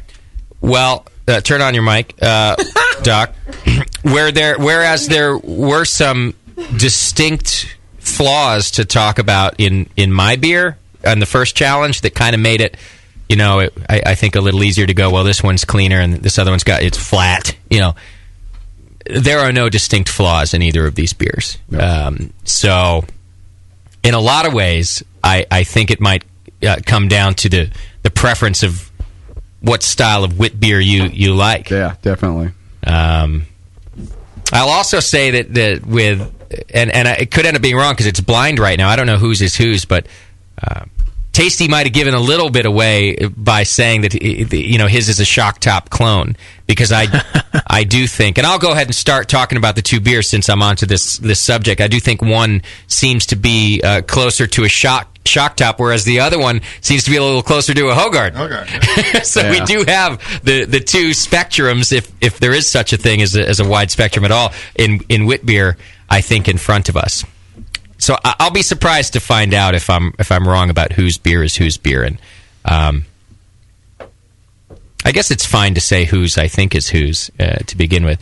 We're going to talk about them now and not reveal which one we've chosen. We've already cast our ballots into the hat. There are 5 official votes being cast here tonight because Tasty and Nathan don't get to vote. So it's good that we have an odd number, or we'd have to bring in a ringer, which is Sam. And then one of you guys would have gotten fucked over by Sam. He would just draw out. He would just draw a house. Sam deserves a little bit of credit. He was very well behaved last week. Was he? He was actually, yeah. For Sam. You didn't see him pants a guy in the bathroom and go, hey! He didn't. Let's see that dick. Yeah, what's up with that dick? Yeah. All right. I don't even have anything to say. So I've got 2 beers in front of me. One's labeled A, one is labeled B. I'll just talk about the 2 without giving my preference, and we're going to kind of go around the room and do that. We will then reveal the winner and whose beer they are, and then we'll take a little break and come back and talk about the recipes after the climax of the win. Whoa. I was going to get a climax. Should I get a raincoat? Now, they're both cloudy, as they should be. Very cloudy, and perfectly cloudy. Yeah. It's kind of hard not to. They really are. One a little thicker than the other. In B, I could actually see the carbonation bubbles moving up through it. And both of them are carbonated perfectly, in my opinion. But one, I'm just talking about the translucence. I could actually see it in one and could hardly see it in the other. So one is a little cloudier, which is A. A is just a little thicker, but that's nothing. That's just a note on how they look. One is also, slightly more of an orange hue, and that is also A than B is. B is the one I think that's closer to a Hoegaarden, whereas A, I think, is closer to the shock top. They both, I was surprised by the amount of orange flavor in them. Agreed. As opposed to the amount of coriander flavor, which I often find in different wit beers. So I was pleased to find the fresh orange flavor in both of them. I don't know how much of that had to do with some of your advice, Doc, or just the know-how of using fresh ingredients. We'll let them talk about that afterward. But both had a great fresh orange. A, having more of the orange flavor, in my opinion, than B, which again, to me, suggesting that might be Tasty's with the shock top clone. I think that's a bit more of an orange beer. I think both. I'm not big on the spices, so as far as a wit beer goes, I got to say that both of them are spiced perfectly. Because in neither one is there something just standing out where I'm going, oh, well, thanks for the coriander, or thanks for any of them. So the balance of spices, to me, it's almost not discernible between the two. It's so well done. I can't, So both of you, I'm excited to hear about the techniques in that regard, because neither one of you, went, oh, shit, I put too much of that in this. I think both Tasty and I, at some point in the last 15 years, have probably made a beer with spices that probably had too much. Yeah. And so we know not to do that. And we said we'd use a light hand on this kind of thing. Exactly. So let's go to other folks. I'll just leave it as, I'm not going to cast my vote right now, nor will anyone else, but I just want to say that those are really the differences I pointed out. It's difficult because both are fantastic beers. Doc, what do you think about these two? You're right. They're both fantastic beers. I'm surprised you picked a style that has such a wide variety in it. Okay. Because there's no one discernible flavor or one discernible beer that we're going to have that's going to, that's just like this and that's what it should be. I kind of liken these to unidentical twins. They're twins, but they don't look exactly alike. Yep. Which one do you like Fraternal? better? Yeah. Well. Or unidentical. Yeah. I wasn't going to say Dr. Scott. I wasn't going to say that because then I would have had to explain what fraternal meant. I see. But they're not identical twins. They're both really good beers. Yeah. They're different. Yeah. What do you taste that's different? Oh, night and day. Okay. One is more the coriander chamomile-ish kind of, and the other one's very citrusy and fresh fruit. Yeah. That's the main difference. If you looked at them, they're almost identical. Yeah. Color wise, very light. The cloudiness is perfect. Yep. It also gives a lot of good mouthfeel. It's like the slickness in the mouthfeel. Yeah. That's what's lacking in a lot of wit beers that I taste. Is you don't get the thickness on the tongue. You usually get that from oats. Correct me if I'm wrong, Tasty, but I think we both used oats, which is contributing to this, right? 2%. Right. I can tell. That's what helps make it not be a thin beer. Something this light in color and everything, you're going to get it almost thin. Okay. With this much carbonation, too. With the oats, without attributing anything else, it's going to give you kind of that slickness on the tongue that gives that mouthfeel. As soon as you said slickness, the thing that came to mind, and I know it did come up a little bit in our discussions. I don't want Nathan or Tasty to confirm or deny it at this point, but I thought lactic acid when you said slickness. That's an experience that I've had with that being added to beers. Lactic acid, to me, is a sharpness. Okay. This is more of a say laying on your tongue. Yeah. It's more of the difference between water on your tongue and oil on your tongue. Okay. Kind of that difference. All right. And confirmed that it very well... some people say silky with come from oats. the oats. Yeah, you get oats. Okay. Oats and wheat kind of going in this. And oats more so than wheat. Given that body and mouth feel. You don't want to go overboard on it, but it definitely is part of this style. Yeah. And both got that. Mouthfeel, color, carbonation, that's all the same. Yeah. It's citrus or spice is what sounds like what you're going for here. That's what it is. It's citrus or spice. Okay. All right, Bevo, you want to chime in on these two beers and just tell us have a lot briefly to what you say. think about them? I just thought that A had a little bit of a metallic taste. Okay. I don't know if anybody else picked that up. I also thought it was a bit more floral than the other. And I also thought B was a little bit thin. But I may or may not have liked that more. I thought B was a little more bitter, too. Yeah. In terms from the coriander. I see. It's not a hot bitterness. It's a different kind of bitterness. It's more of a spice bitterness. Okay. On the B.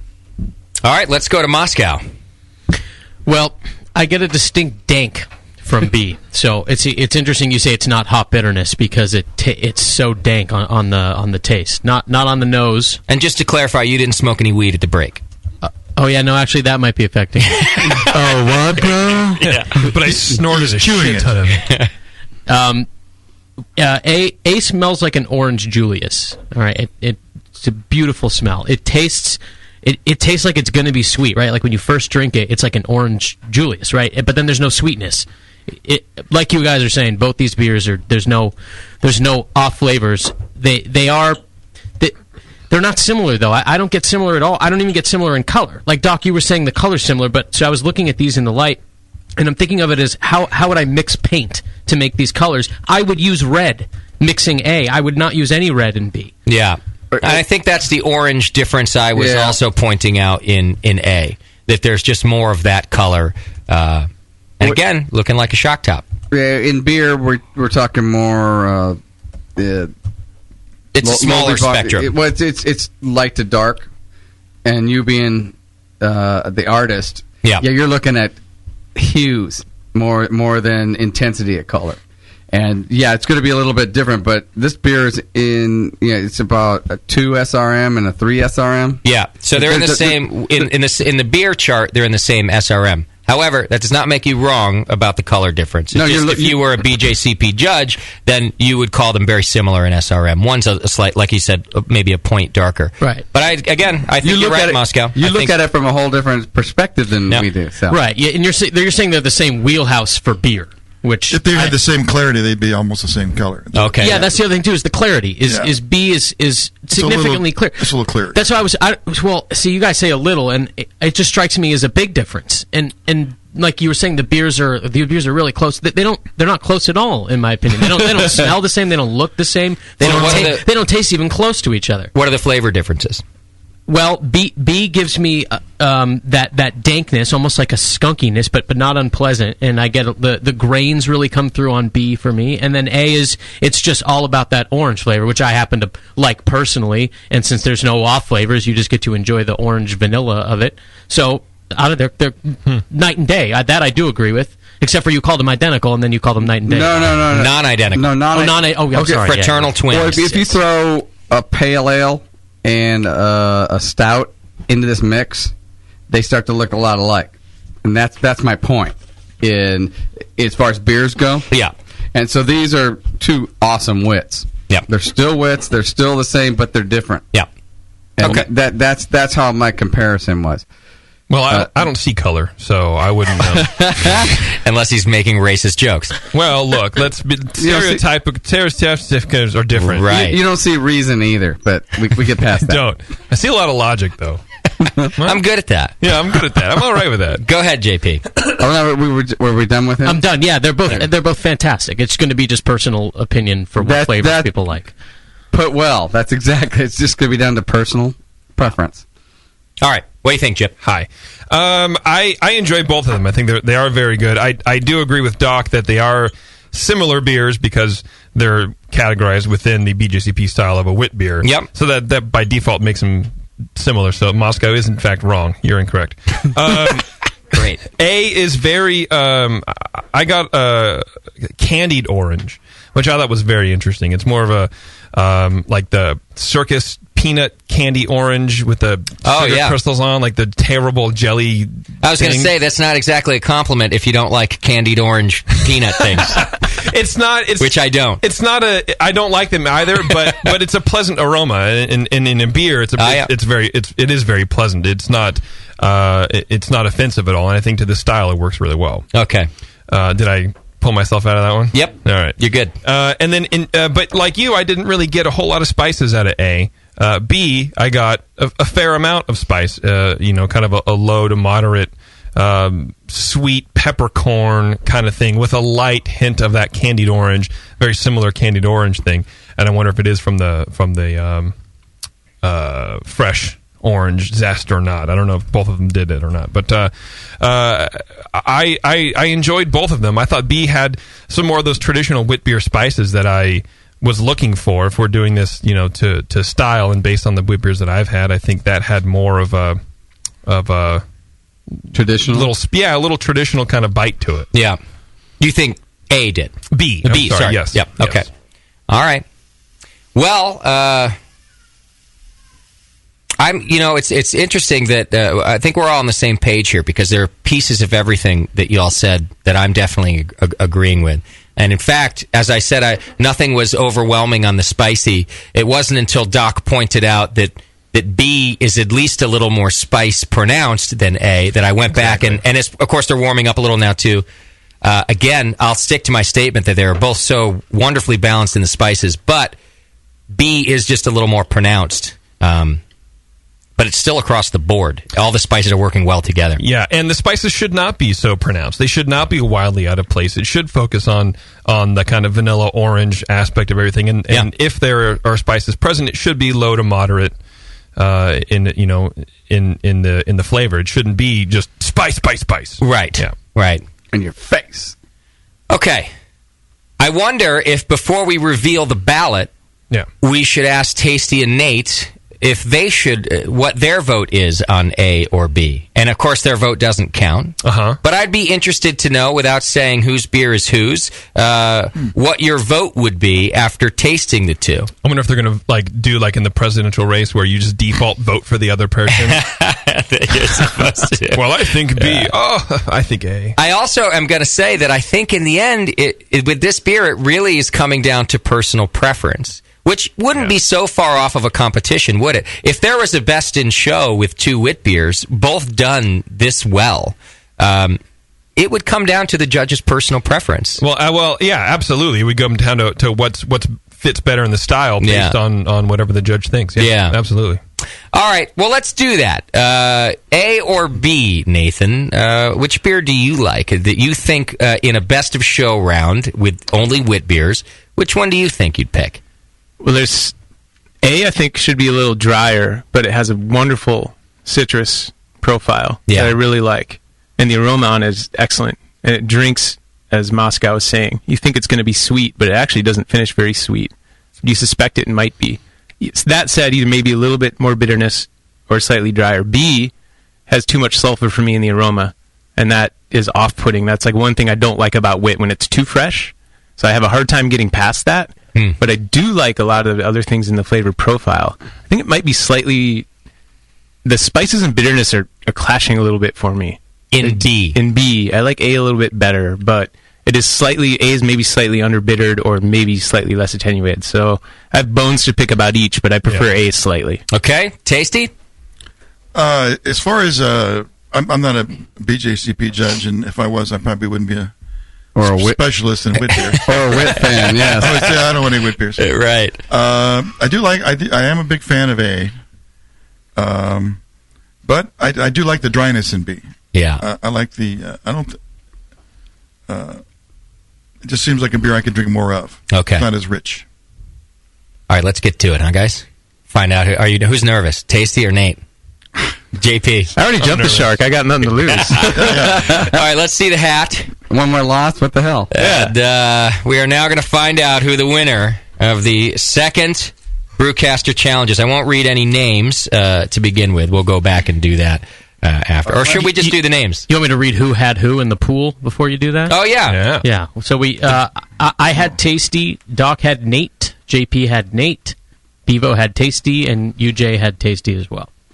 I did? I had Tasty? You did, yeah. It's 3-2. And Nate is favored. Fucking surprised. Come on, man. Go with the winner. You know how to do that. I'm feeling kind of puny over here. Nothing mattered except what you thought. No, I'm all bad. No, I just made you question that, too. So you were almost offended. What? I did? What is that? Well, I was just making sure you wrote it down right. So Tasty has 3 votes to Nate's 2, but remember, Nate is favored 6-5. So it's almost equal. Ooh. All right. I am going to read the names as we do these because I think that's how we did it last time, and I think it's more fun that both Nathan and Tasty can send dagger eyes to whoever. It's more unboring. Do we find out whose beer is whose before I do A or B? You got to decide now. Yes. We gotta let yes, you know. I think so. Even though we already know. All right. Whose beer is A? That's mine. That's Nathan's. Yes. What? Wow. Really? Yeah.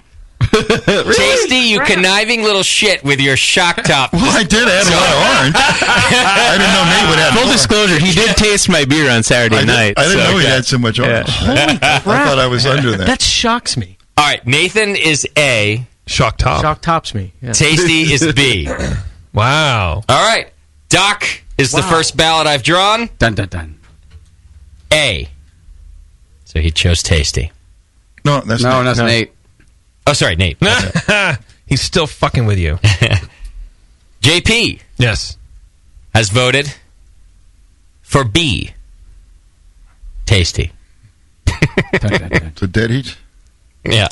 Moscow. I think we should use tasty and dead in the same sentence. Damn. I don't think that's... Don't do that. Yeah. has voted for A, Nathan. I thought that was Tasty. No. Sure? We got it right. Okay. Bevo has voted for B. Ooh. Oh, my. Tasty. Nate. Finally, it comes down. It's just like last time. It comes down to one vote. One vote. Wow. A is Nathan. B is Tasty. The final vote is from Justin. Who's that? He's only the handsomest guy in the room. No, in the room. Justin Bieber? Yes. Disagree. Hey, no soundboard. Justin chooses B. Tasty. Tasty wins. Congrats, Tasty. Wow. It's been a rough year. It was a runoff. Nathan really has jumped. I got nothing to lose, man. Somebody hug Nate. Bevo, get out here and hug the poor guy. That's been a rough year. At least redress his burn on his foot.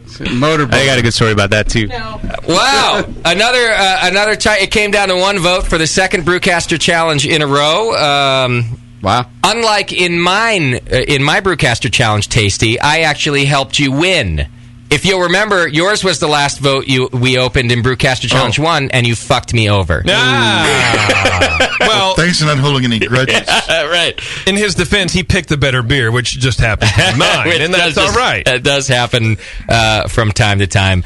I'm entirely not surprised that it came down to one vote, and both of them were awesome. I am surprised, though, to find out that A was Nathan. Yeah, I can't believe that. And Me B too. was Tasty. And we'll talk more about that because I think now that it's been revealed, there are some things that we can talk about in terms of sweetness and dryness, and some of the real differences there that we can ask these two about. But the Brewcaster Challenge has been laid down, and the second victor is Tasty, keeping his crown as well, the man. Yeah. I mean, I think Absolutely. that's what his crown I had a says. 50% chance of winning. That was Or tiara. I mean, whatever. Right. Let's not We pigeonhole. won't judge. Let's not pigeonhole. So let's do this. We'll take a quick break, and when we come back, we'll talk about the recipes. We'll talk about the real differences and why we think Tasty won. Hang in there. It's the session. We'll be right back.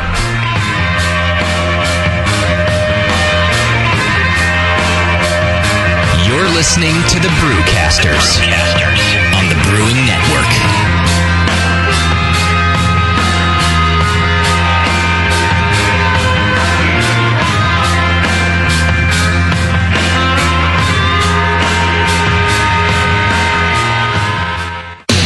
Where do you go for all the stuff you need to brew?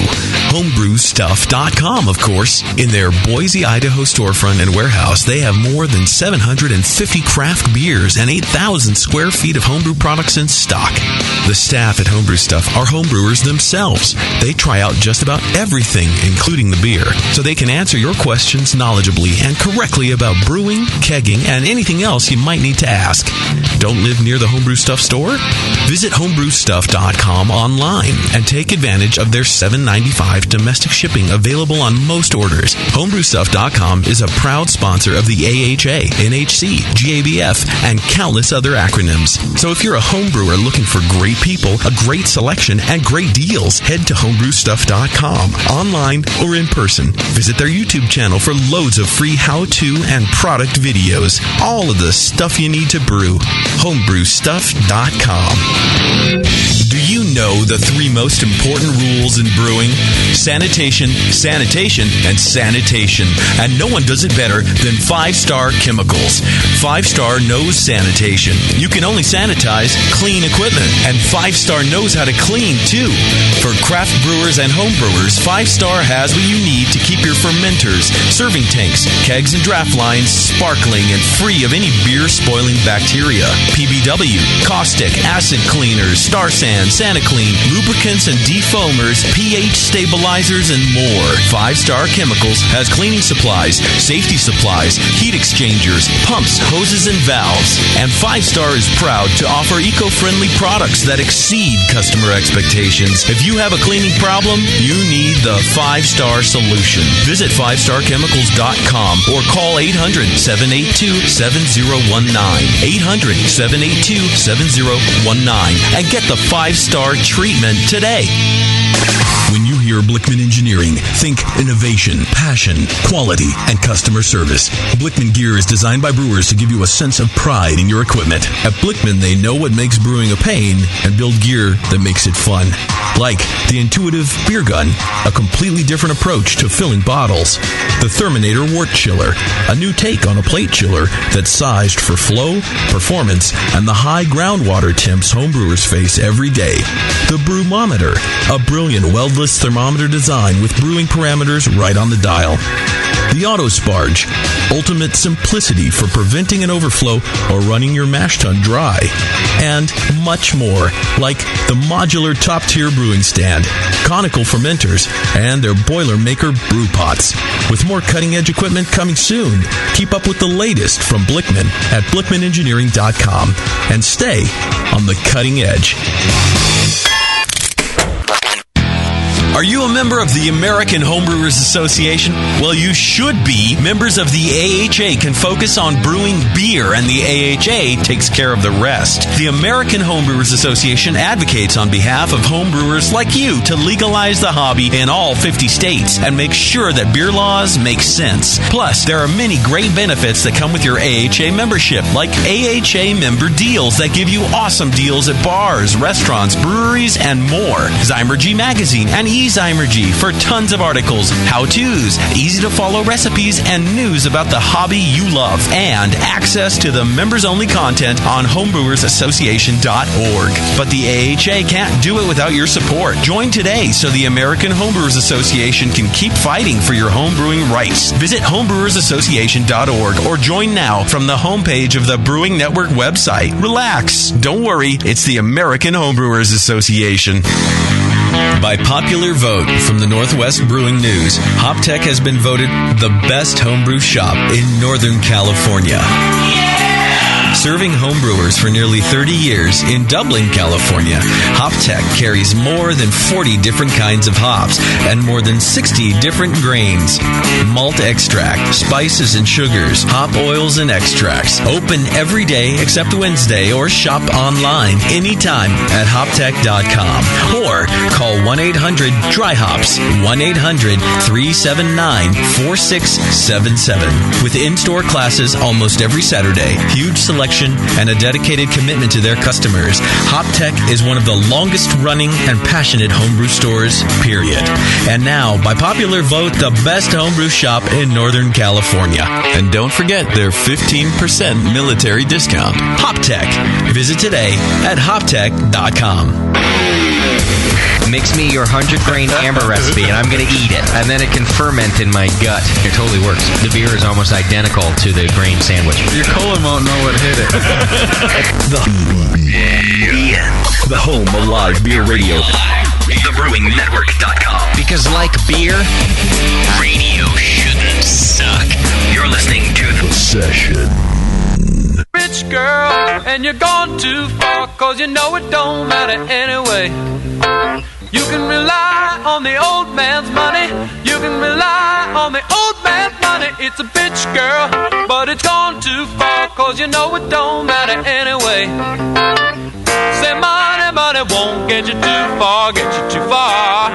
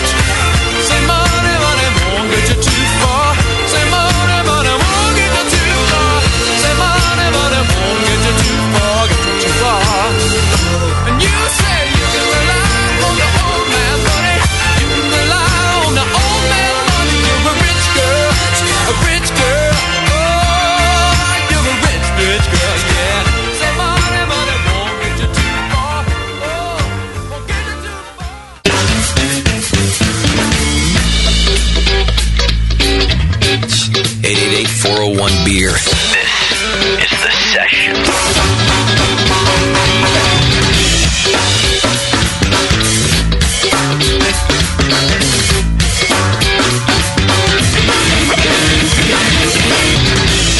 All right, welcome back to the program. Thanks for hanging out with us. And a big special thanks to Tasty and Nathan for going through all the effort of participating in the Brewcaster Challenge. It's a little extra work, and you got to deal with my bullshit all the way through it. So I got to get rid of this wit beer. And now you got a bunch of wit beer. You know what, Tasty? You're going to get rid of your wit beer just fine. And in fact, you're going to get rid of it to your favorite gender, I think, because this is a nice beer. It's a total bitch drink. It's a pre-op transsexual. You can call it bitch drink wit. Bitch drink this wit. Speaking of what we're calling it. Wow, talk with your mouth full much? Yeah. Sorry. It's really attractive. Have we figured out whose label won? No, we're going to do that right now. As you know, Grog Tag was helping us do a label challenge where the Brewcasters created labels for the, one for each beer, basically. You could see them all over. Where can you see them, JP? grogtag.com/BNArmy. Okay. So, I have the winners in my hand. And are we giving extra points, or this is just I forget, or this is just glory? It's glory. It's glory. Okay. Rubbing Nate's, man. Everybody talking with rubbing a Nate's mouthful today. nose in it. Do you have the official tallies, like so that we know if it was a landslide or I can try to if find it was them out. close? I can find those out. Hold on. All right. All right. Let's announce the winners over at grogtag.com/BNArmy. Okay. Nathan's label. The winner, Washed Up Wit. Yes. Nice. That was mine. That's an awesome one. Hooray for me. Hooray for me. It had the rocker with the stupid Nate hair with the beer in his hand. I already wrote that name on my recipe. Oh, you did? Yes. Name Washed Up Wit. Perfect. I had no idea, but there you go. And if you think about it, the results of the Brewcaster Challenge also reflect the name of the beer. Yes, exactly. It was bad luck from the get-go. You really burned bright, Nate. I know. I'm done. You burned bright, you burned fast. But see, the whole point of jumping the shark is now you guys are stuck with me. I'm going to stick around. I'm going to be annoying. I'll be here for years. You got nothing to lose. Exactly. All right. The labels for Tasties, the winner there, Death Watch Wit. Also my label. Wow! Cleaned up in the label category. Totally cleaned up. Totally lost my own Brewcaster challenge, so it's nice to have a little redemption in the label competition.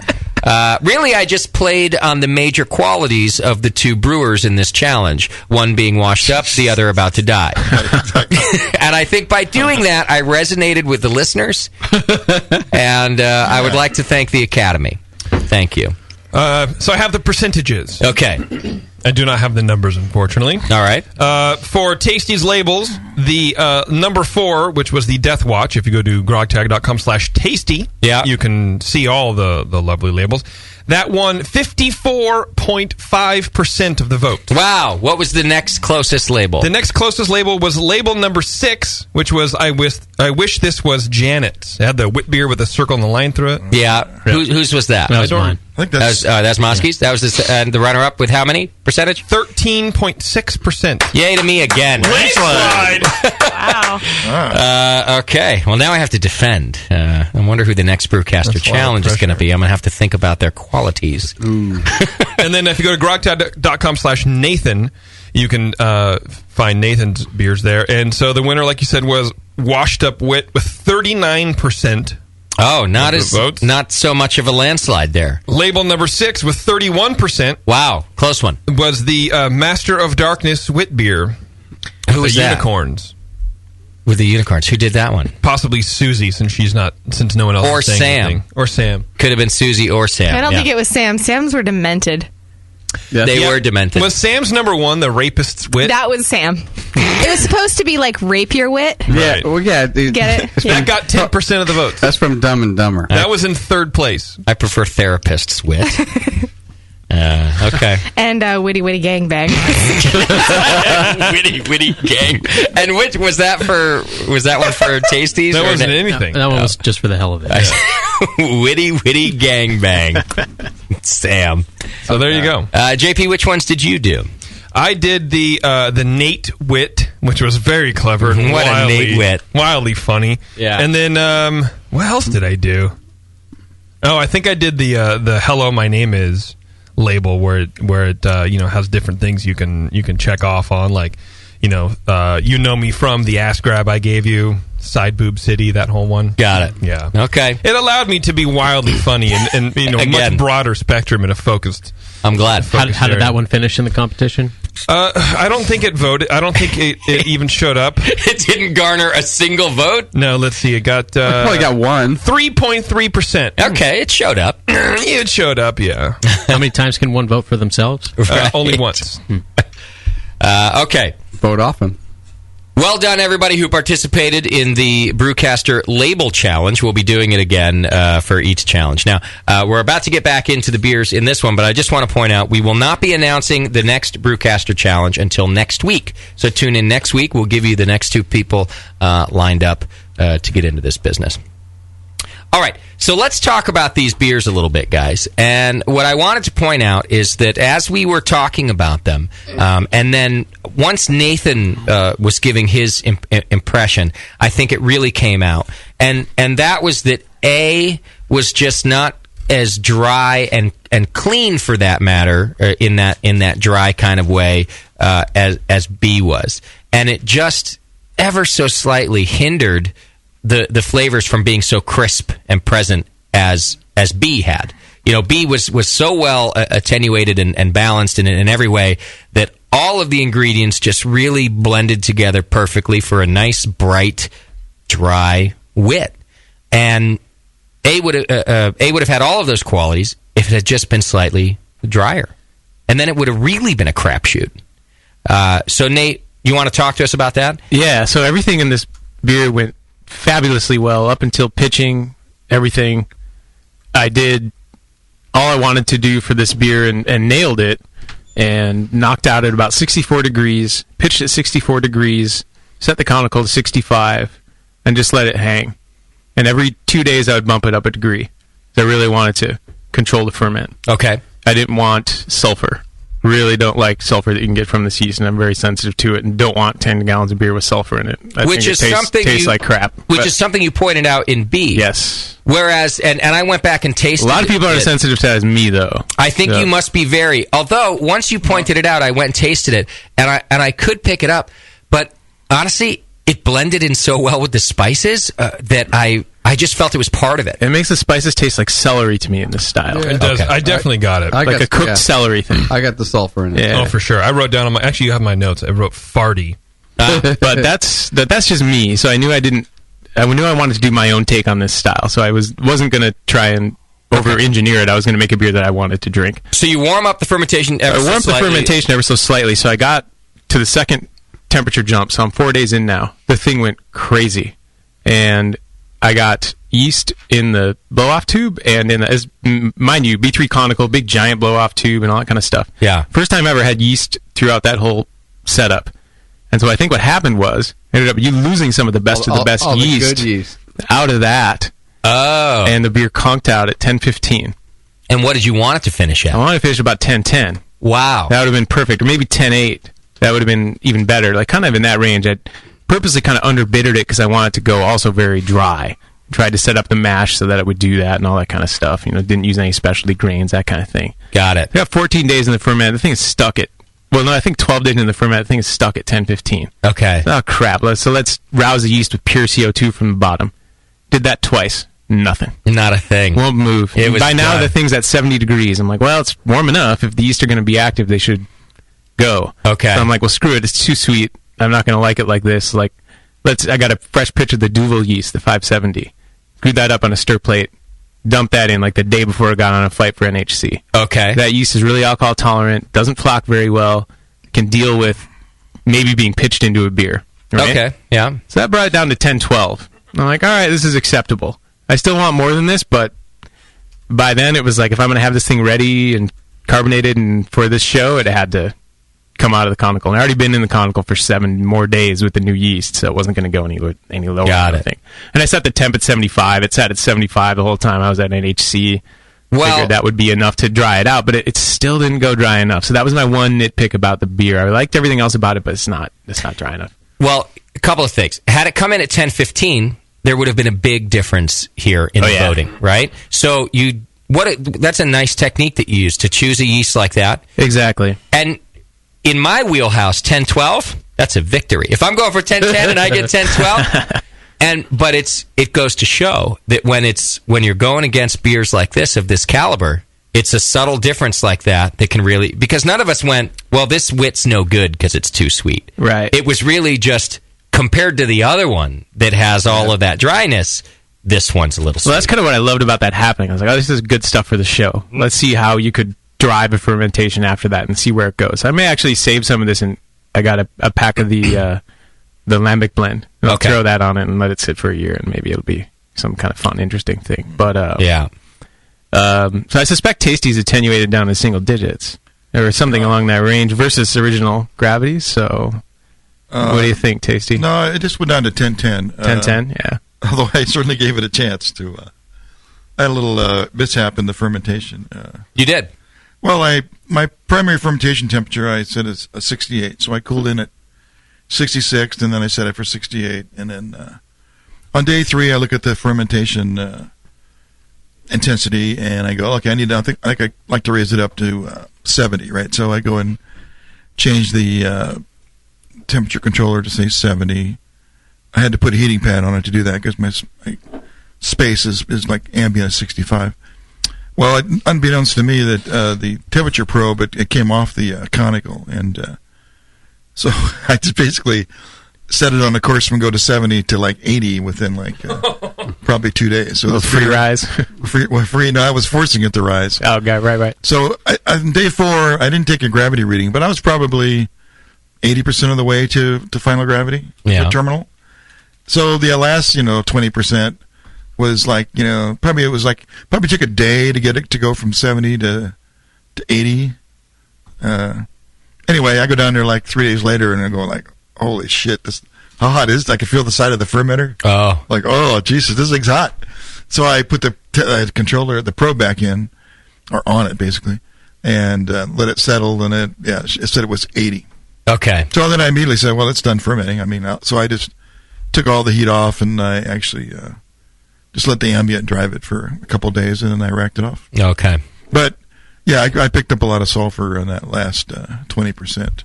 So I said, well, I got to hide this sulfur thing. So, and I originally had planned to spice it after the fact, and spice it in the in the bright tank. It's a good technique, I think. Yeah. So I said, okay, well, I don't want to add any chamomile. I didn't have any chamomile in this beer at all. Okay.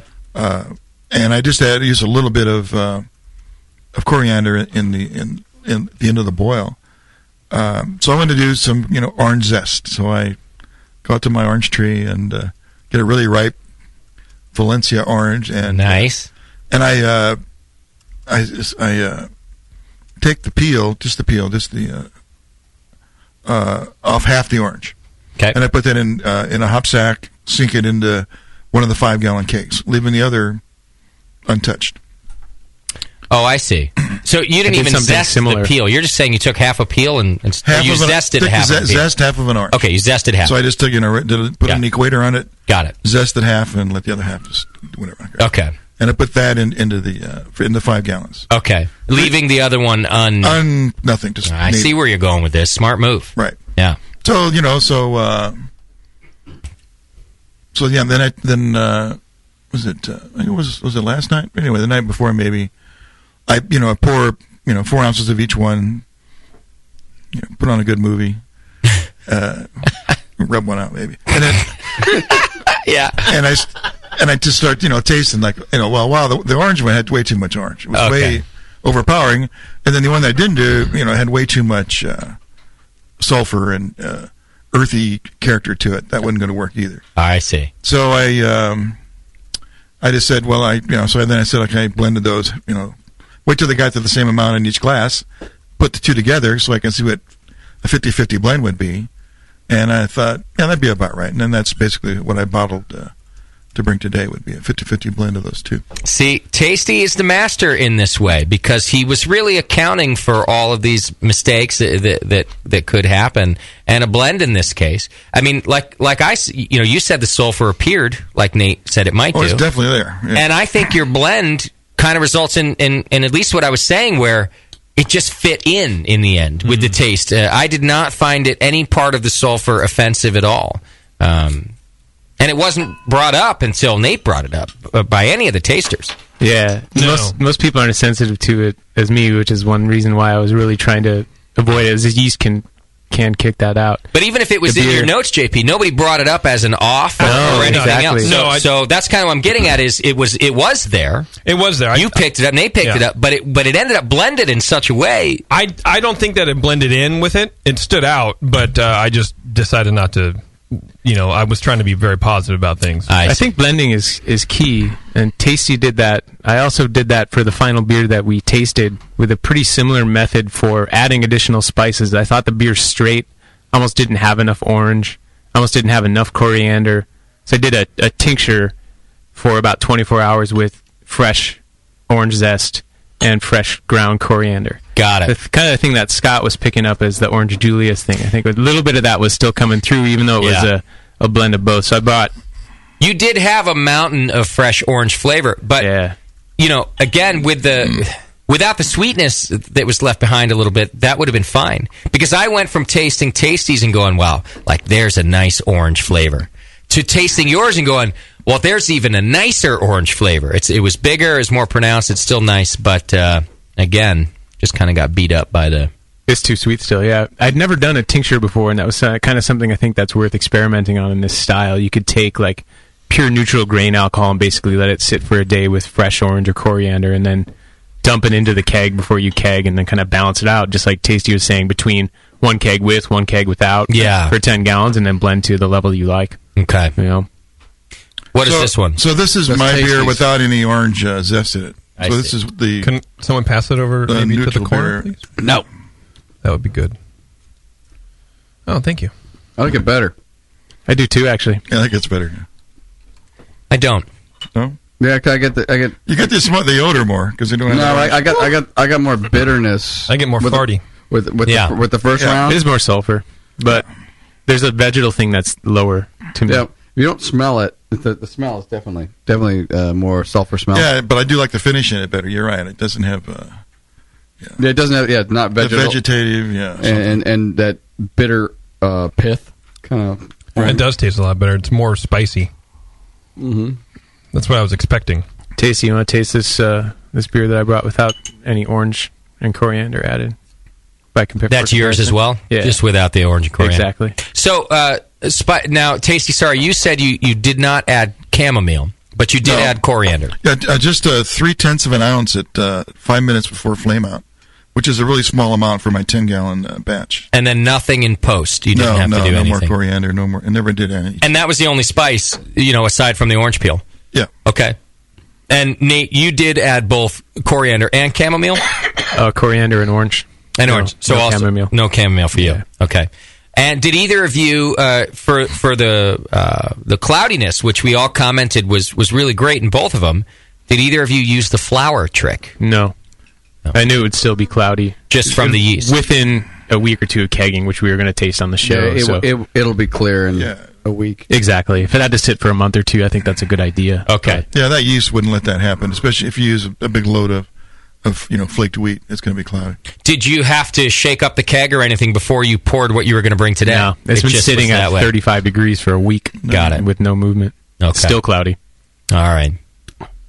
Well, real quick, we're talking a lot about recipes here, and if you want to do the same and be able to master your recipes, you can go to beersmith.com right now and get a free 21-day trial. Brad Smith over there at Beersmith was a great sponsor. We got to see him at the National Homebrew Conference, a great sponsor of our Brewing Network anniversary party, and he really makes the absolute best brewing software out there. And so if you're really trying to dial in your system and your process, and for that matter, make a record of your brewing, just like these guys have now, so we can talk to them about their beers, Beersmith Brewing Software is just a fantastic way to do it. Go to beersmith.com right now. Get your free 21-day trial. They also have mobile apps for the phone and for iPad and for Kindle and for all of it. And it's all there at beersmith.com. I really think you won't be disappointed, but luckily you don't have to take my word for it because you get that free trial. Go check them out, beersmith.com.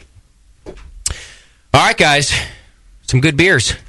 This was a good challenge. Yes, it was. That was fun. I never would have brewed one of these otherwise, I don't think. This was great. Yeah, I don't see either one of you guys brewing this. Couple questions came through from the chat here. Phil Brazil wants to know if any of you bottle conditioned. Sounds like you didn't. I thought about doing it, but then when it didn't attenuate, I was like, well, that one's off the table. Now I was going to keg condition, but there was no point when it conked. I didn't know what I was going to get, so I had to forget it. I see. Oh, I get you. I was thinking maybe it would have helped you, but I see what you mean because it could have been inconsistent. It would have been inconsistent, and I thought it could have gone really low, overcarbonated the keg, screwed stuff up, or I may have added even more sweetness that couldn't have been attenuated, and it was just, forget it. Right. Okay. And Tacey, of course, you didn't bottle condition either because you don't ever do that. I never do it. Yeah. Here's a question. I guess it's a...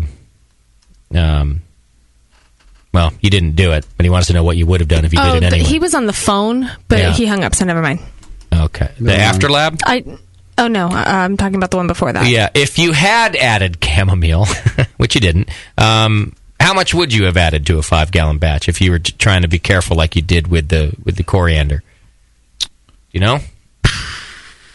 It would depend on the chamomile. If I went to like an Indian market or something and picked up something that was really exotic, I would think like for 5 gallons, an ounce might be about right. I think. I don't know, what do you think, Nate? Yeah, it seems about right. A listener who gave me advice about brewing this style, I think, said something in the order of maybe 5 to 10 grams. Really small. Per 5 gallons, and that's even smaller. But yeah, and that was added right at near flame out or within 5 minutes of the end. Okay. I don't really like that flavor in beer, so I decided not to go that route. Yeah. But if you wanted to, that's where you might want to do it, I think. Got it. You can over chamomile. Oh, I'm sure of it. Oh, yeah. You know, because you pass out asleep. Yes. You feel really nice. Get y'all right to sleep. Get y'all chill. Yeah. But yeah, it's you can actually even open the chamomile tea bags and use that if you don't have access to better chamomile. Got it. Okay. Well, I think we're going to find different things from every Brewcaster challenge because we all have different brewing styles and different personalities. I think one very cool thing about this one, now that we've heard about the process and the fermentation, is that you both had difficulties but excellent methods of doing your best to contain them and to deal with them. And I think that that's something that people can learn from. Nathan, your advice or knowledge about going to a different yeast, because we've talked about pitching other yeast before. Yes. Like I've asked Tasty about it before with some of my stuck ferments, and him knowing my abilities has essentially said, why don't you just give it some time and heat it up and let it wait. But someone with your abilities, going to something like a Duvel yeast was really a great solution to get you a few more points. It brought you much closer to the competition and was a good thing for us to learn from you. Yeah, I also did a very small dry hop to give it maybe an impression of bitterness and to accentuate the orange stuff a little bit more. Styrian Golding, just half an ounce for 10 to 11 gallons or whatever is in the ferment. Not enough you're going to notice it's a dry hop beer, but enough that it might give you the impression of slight more bitterness. And got it. I figured, what the hell, the thing's already kind of weird. Let's go in a different direction with it. I think you just did that to make yourself feel better. I did that too, yeah. I really wanted to do something interesting with it. I got to dry hop this, I got to dry hop. No, the other thing I did with the spices too, which is kind of fun, that is worth playing around with this style, I think, too, is all the spices went in the hop back and did the spicing that way instead of doing it in the kettle.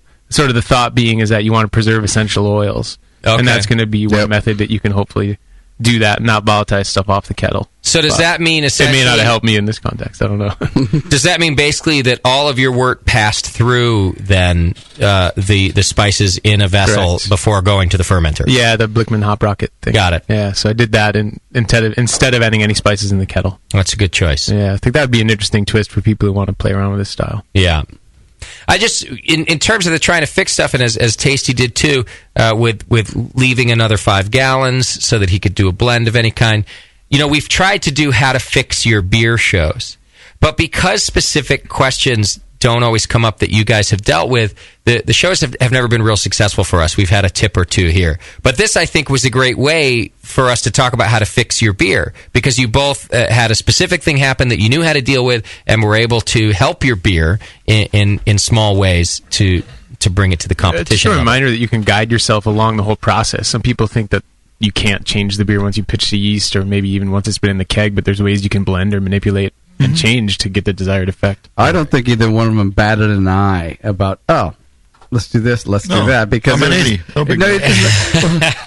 I probably killed all my yeast. Yeah, I'm going to make this, I'm going to make that, and it didn't turn out. Right. It didn't even occur to these guys. They just said, it's this? Well, let's do this, because I'm going to steer this stuff to where I want to go. Whereas during my brew, JP got a phone call, Doc got a phone call, Tasty got a phone call, everybody got a phone call when my shit started to go wrong at different points to figure out what the hell else to do. And you got a visit from Chad. And I got a visit from So I almost texted Tasty. I was like, damn, this crap won't attenuate, man. What should we do? But I figured I'd wait till the show would be more fun. But I specifically did that Tasty's with JP. Tasty's one of my go-to guys when I have questions. And mine too. Yeah. And because JP and I were doing the same beer, and even though it's a competition, the beer had already been brewed and things like that. I forget what it is now, but something specific went wrong that I knew JP had the answer to, and I called JP. Yep. Even though he's a competition, he's not going to steer me the wrong direction. No, well, or did I? I did lose.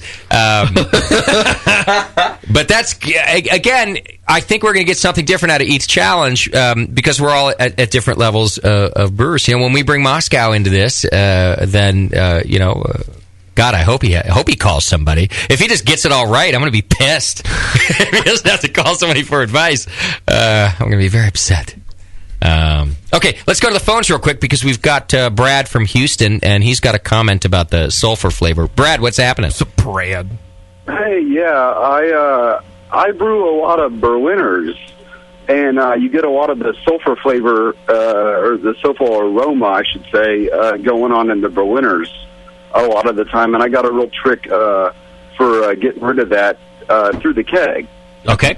So what I'll do a lot of times with the Berliner is hook up the gas outposts onto the to the beer out, I should say, the gas in to the beer out, and you can just kind of blow off the gas through the beer and kind of blow that sulfur out over about 10 or 15 minutes. And that's just a real quick trick for getting rid of a lot of that sulfur. So let me make sure I understand. So gas into the beer out, and then I guess you're opening the valve on the top of the keg, you're and pushing just CO2 in through the bottom, basically, and just letting it go ahead and bubble out for a few minutes. Yeah, and that just blows that sulfur right out of that beer, and that's a real quick trip for getting that sulfur out of the beer. I like it. Yeah, I was noticing too as the glass sat here from Tasty's beer, I was enjoying it more because the sulfur was gassing off. It did gas sulfur up. will volatilize out pretty quick, and CO2 is a good way to force that to happen. Got it. Does that technique work for getting rid of anything else? I don't know. You're stuck with those herpes. I'm like you, Jay.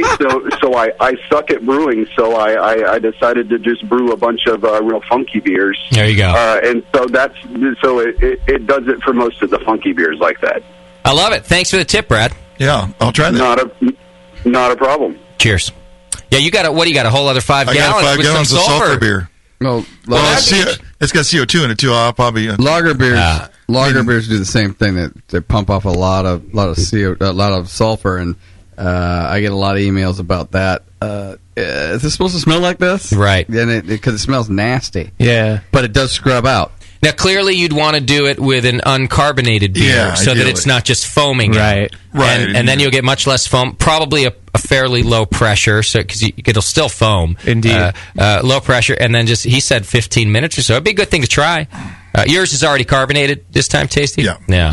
Well, next time around, and then you can report back. That's a good piece of advice from Brad. Next time you build another wit. Yeah, I'll be making those all Sometimes what Doc said reminded me of the Kolsch's, WLP 029 is kind of notorious for this. And that one, even at cold conditioning for a while, the sulfur will dissipate. Yeah, it will dissipate. It scrubs it out. So sometimes just keeping it at 30, 33, 35 degrees for a month. And venting the keg. Yeah. Every couple of days, you just vent the keg out of the headspace. It'll be fine. Yes, Bevo? Do you want these? Which ones are they? It's theirs. They're the wit beers? I drank them, and they were lovely, but I don't want to finish them. You hardly even tasted them. Look at that. You have 2 full glasses. Yet I still decided that the winner was the best one. Do you not like wit beers, or do you not like Tasty and Nathan? Both. I don't really like wit beers. I see. Neither do I. They're just easy to drink. But Tasties, I could drink that. I could drink at least a pint. So I'm in the other club here. You go Nate. I'm pro Nate. You could drink that. There's 10 ounces. But does anybody want these? There's 20 ounces. I don't want them to go to beer waste. I'm not going to drink them. They've been sitting there for an hour now. They're still cold. Okay. Are they cold or are they? They're cold. They're Luke cold. Yeah. They're Luke cold. All right. Guys, Tasty, congratulations on your victory. Both of you, congratulations on 2 very well-brewed beers, and thanks for teaching us about wit beer and some brewing process in the process. Even though one of you had to be a loser. There's always a loser. I'm used to it. It's fine. Nate, I don't even feel it anymore. Now, with Nate at 6 to 5... I also got some good points in the betting pool, didn't I, Moscow? Because the underdog, I voted for the underdog and won. Yes. Who else voted for Tasty? You, Beav, and myself. Got it. So the 3 of us got some points in the betting challenge, which will also tally and carry forward through. I'll have Moscow give us a full report next week when we choose the new Brewcaster challenge at where the rest of us are in the betting challenge as well. If I selected JP as the winner last time also, doesn't that make me...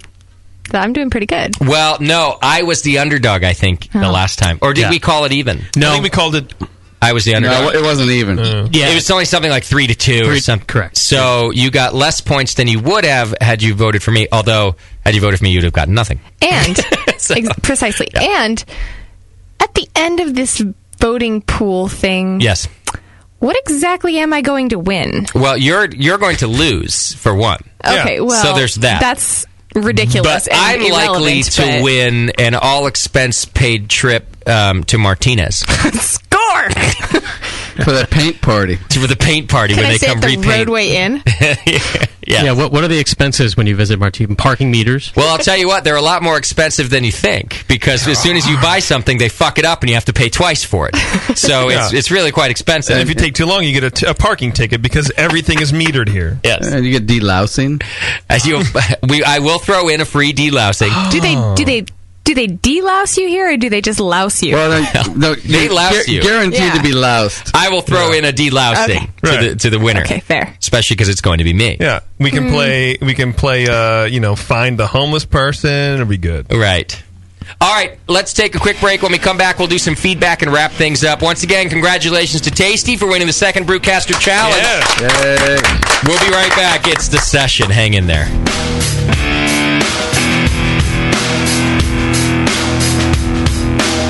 You're listening to the Brewcasters. The Brewcasters on the Brewing Network.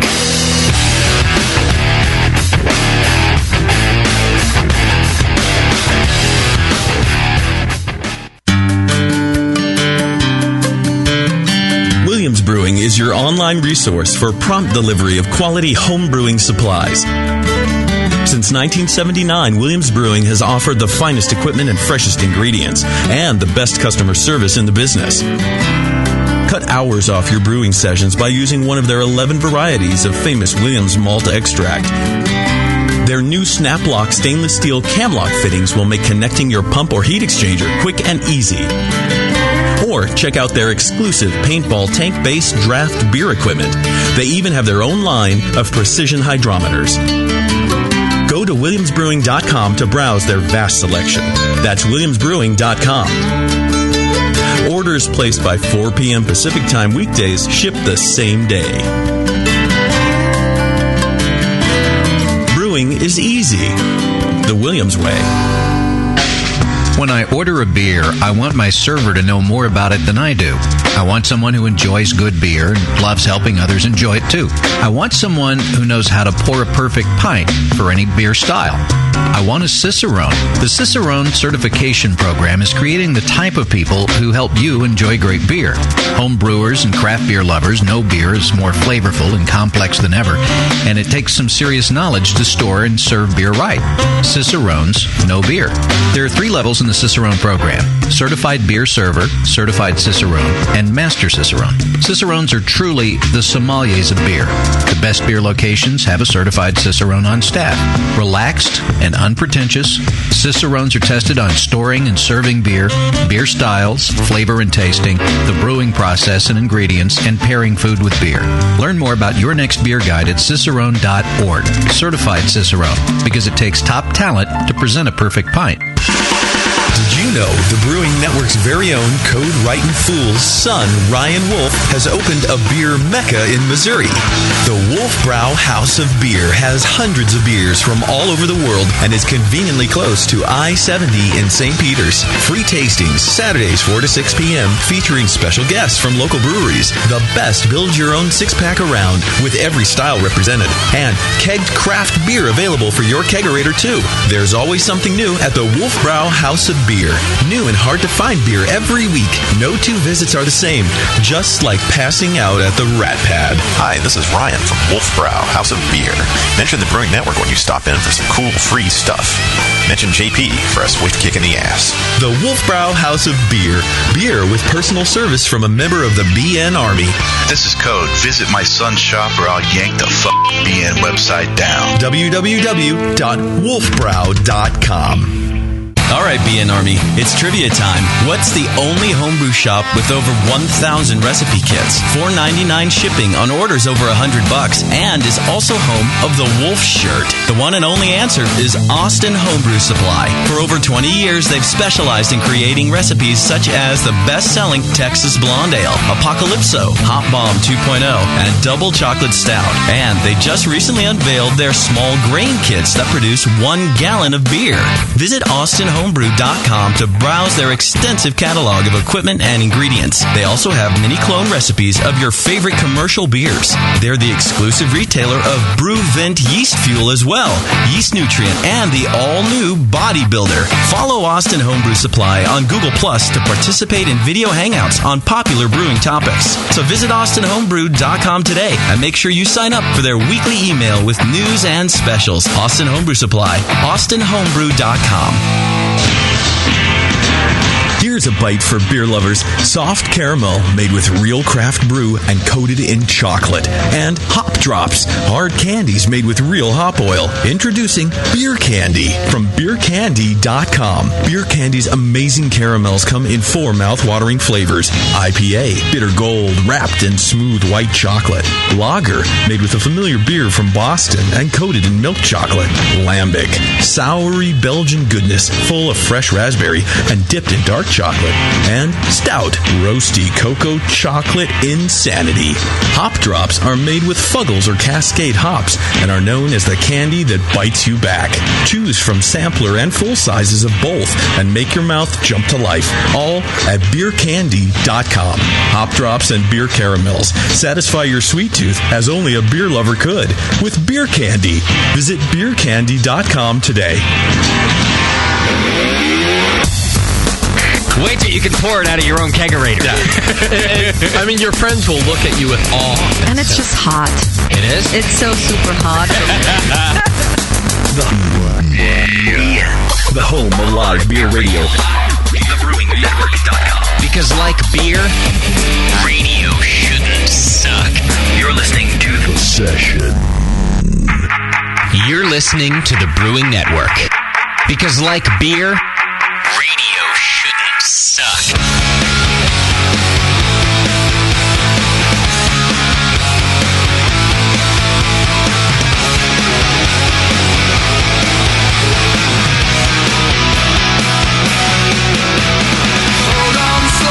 all right, another great Brewcaster challenge under our belts. We got a few more to do this year, so this is fun stuff. Good way to learn about beer, and not much shit talking out of the Tasty and Nathan challenge. I didn't think there would be. They're too nice. Who do that? No, they just didn't know shit about wit. We don't. You know what wit rhymes with? Right. Legit. All right. Wonderful time there. A couple of things we have to get to. One of them is to remind you that our wonderful sponsor, Adam and Eve, has a lot of great things for you. You can go to adamandeve.com and get 50% off just about any item, free shipping, 3 free adult DVDs from like anal and Asian and Korean airline pilot. That's rude. It's a genre. Too soon for that Big genre? tits, big butts. It is far too soon for that genre. All right. You can get butt plugs, too. There's a butt plug genre that you could actually get. Doc had a butt plug at NAS. Doc gave my baby the butt plug. I think he actually handed the butt plug to your baby. Well, it's a small gauge. Inappropriate. That actually was a big gauge by my experiences. Right. Yeah, anything larger than a noodle, that's pretty large. I don't know what surfaces you guys roll into. But. It was black and new. Where did you get it? Grod, actually. He just handed it to you? Well, it was on his table next to his plate. Are you sure that it was new? Wow. What was he doing with that? I didn't ask. Baby, touch that. You just took it and handed it around and smelled it. Butthole touched. That's how Grod rules. They assured me that it was brand new out of the box. And you believe Who's they? Yeah, and what box? I mean, yeah, brand new out of the Grod and Brewtat. The two most Grod and Brewtat, exactly. reliable people. Yeah, Brewtat. don't worry, it just came out of a box. Yeah. Smelled like it. Oh, heavens. Whose box? Anyway, or at least near one. You can get your own butt plug over at adameve.com. You probably get it for 50% off. I know you can get free shipping on it, and you can get 3 free adult DVDs while you're at it. Just use coupon code BNARMY. That's BNARMY over at adamandeve.com. And listen, believe it or not, they're a sponsor, and they really support this program. So if you need your adult things, you don't want to go to the creepy local store, go to adamandeve.com and use coupon code BNARMY. Do it now. All right. It's time to do... Feedback. A little feedback. Just a little. Actually, a lot. Kick some ass. Do the feedback song. I don't think you should. We should get a new song. Feedback song. No. So? Okay. Okay, you can as long as it's a bluegrass. Another bluegrass. All right. Feedback's brought to you today by the Brewmeister. It's a new homebrew shop that support. Well, they're not a new homebrew shop. They're a new supporter of the BN. They're a homebrew shop in Folsom, California, and they would like your support. So much so that you can go to their website, the Brewmeister, I think it's shopbrewmeister.com, search the Brewmeister, and use coupon code BNARMY, and you'll get 10% off your first order. And, they really want you to use this coupon code. In fact, Eric called me and said, hey, I really want people to use the coupon code, so please let them know. Coupon code BNARMY, 10% off over at the Brewmeister, Shop Brewmeister. Check that for me, will you, Moscow? Make sure I've got this website. I think it's shopbrewmeister.com. And they're good guys. Eric over there was also a supporter of the BYOB TV television show that we did. That was the last time he was involved with the Brewing Network. And he's a nice dude. And he's got a couple locations up there in Folsom. But they do ship, so you can do your online ordering. And I know that you guys support some other homebrew shops, too. We appreciate your support of each and every one of them. But in some ways, you get a coupon code. I say go use it. Why not go get your 10% off over at shopbrewmeister.com is correct. There we go. Coupon code BNARMY. Check it out. And let's do some feedback. Oh my God! You've got mail. Kick ass.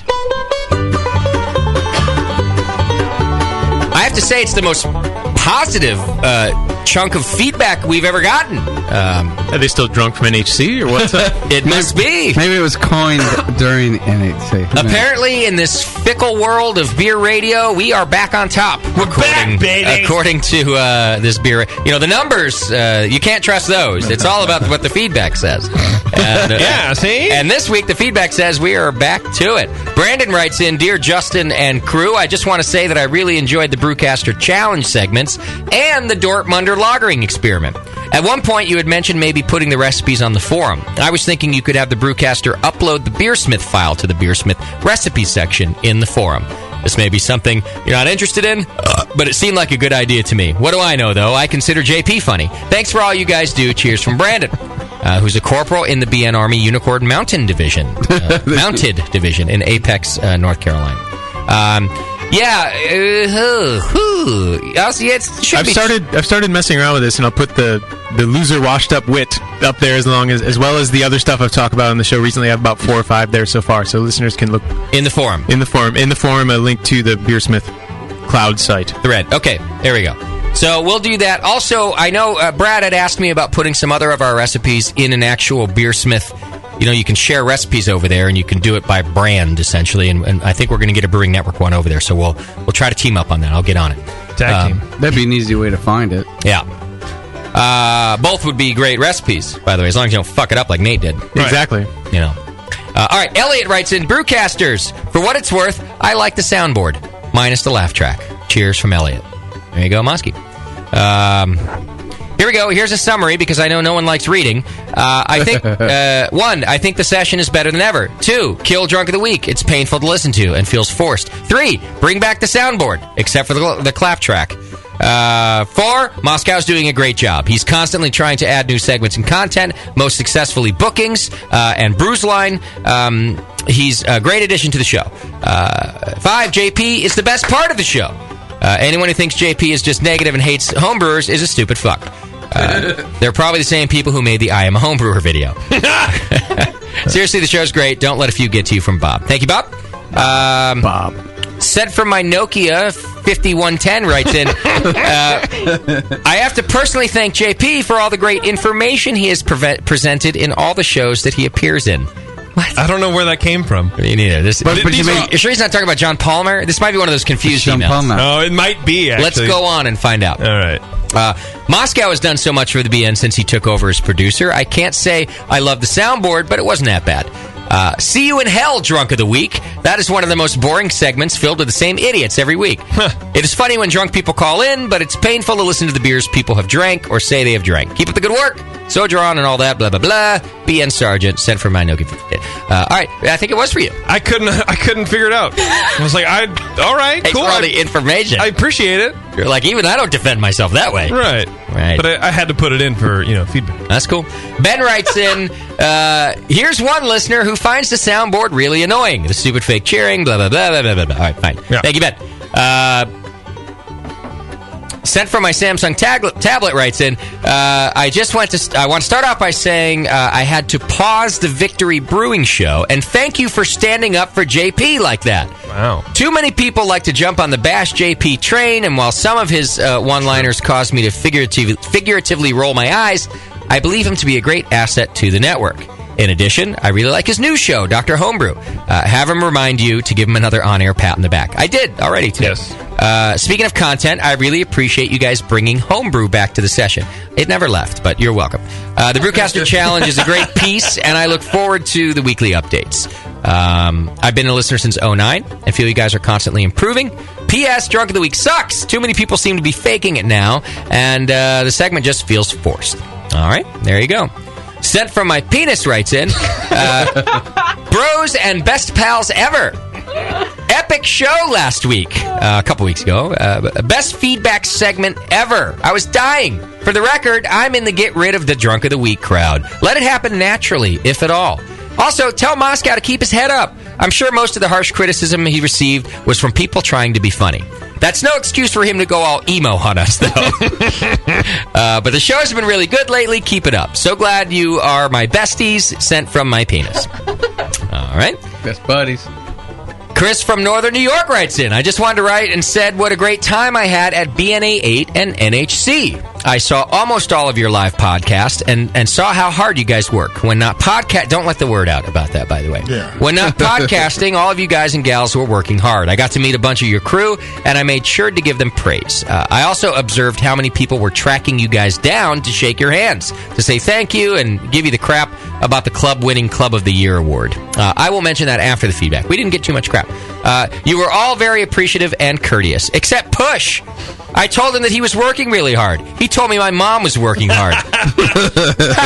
I told him my mom died of cancer to one-up him. He said, good. Now, I don't really know whether to laugh or beat him down. Suck it, Push. And then he questions, Push 1, me 0? Chris from Northern New York. Yeah, Push, one of the nicest guys in brewing, sometimes loses his filter entirely and really has no idea, especially when he goes overboard. He doesn't know how to come back from it. Right. So he just goes, yeah, well, fuck your mom anyway. Right. You know. So there you have it.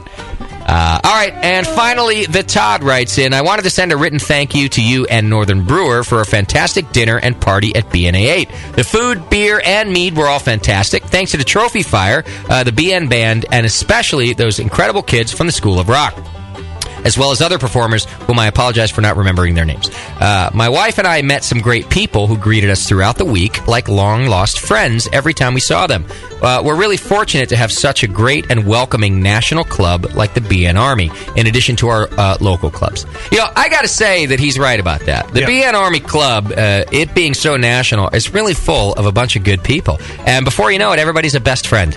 You know, at that just at not that on conference. Facebook. Just not on Facebook. For like 4 days, that's fine. But check this out. The Todd goes on to say, and I really need the backstory on this, and I don't have it. He says, but most of all, a very special thank you to the little cutie who hit on my wife for the last half hour or so of BNA 8 and tried to talk her way into a threesome with us. Sadly, it did not come to pass, but I was able to get a little three-way goodbye kiss out of the deal. And my spank bank is fully loaded for quite a while.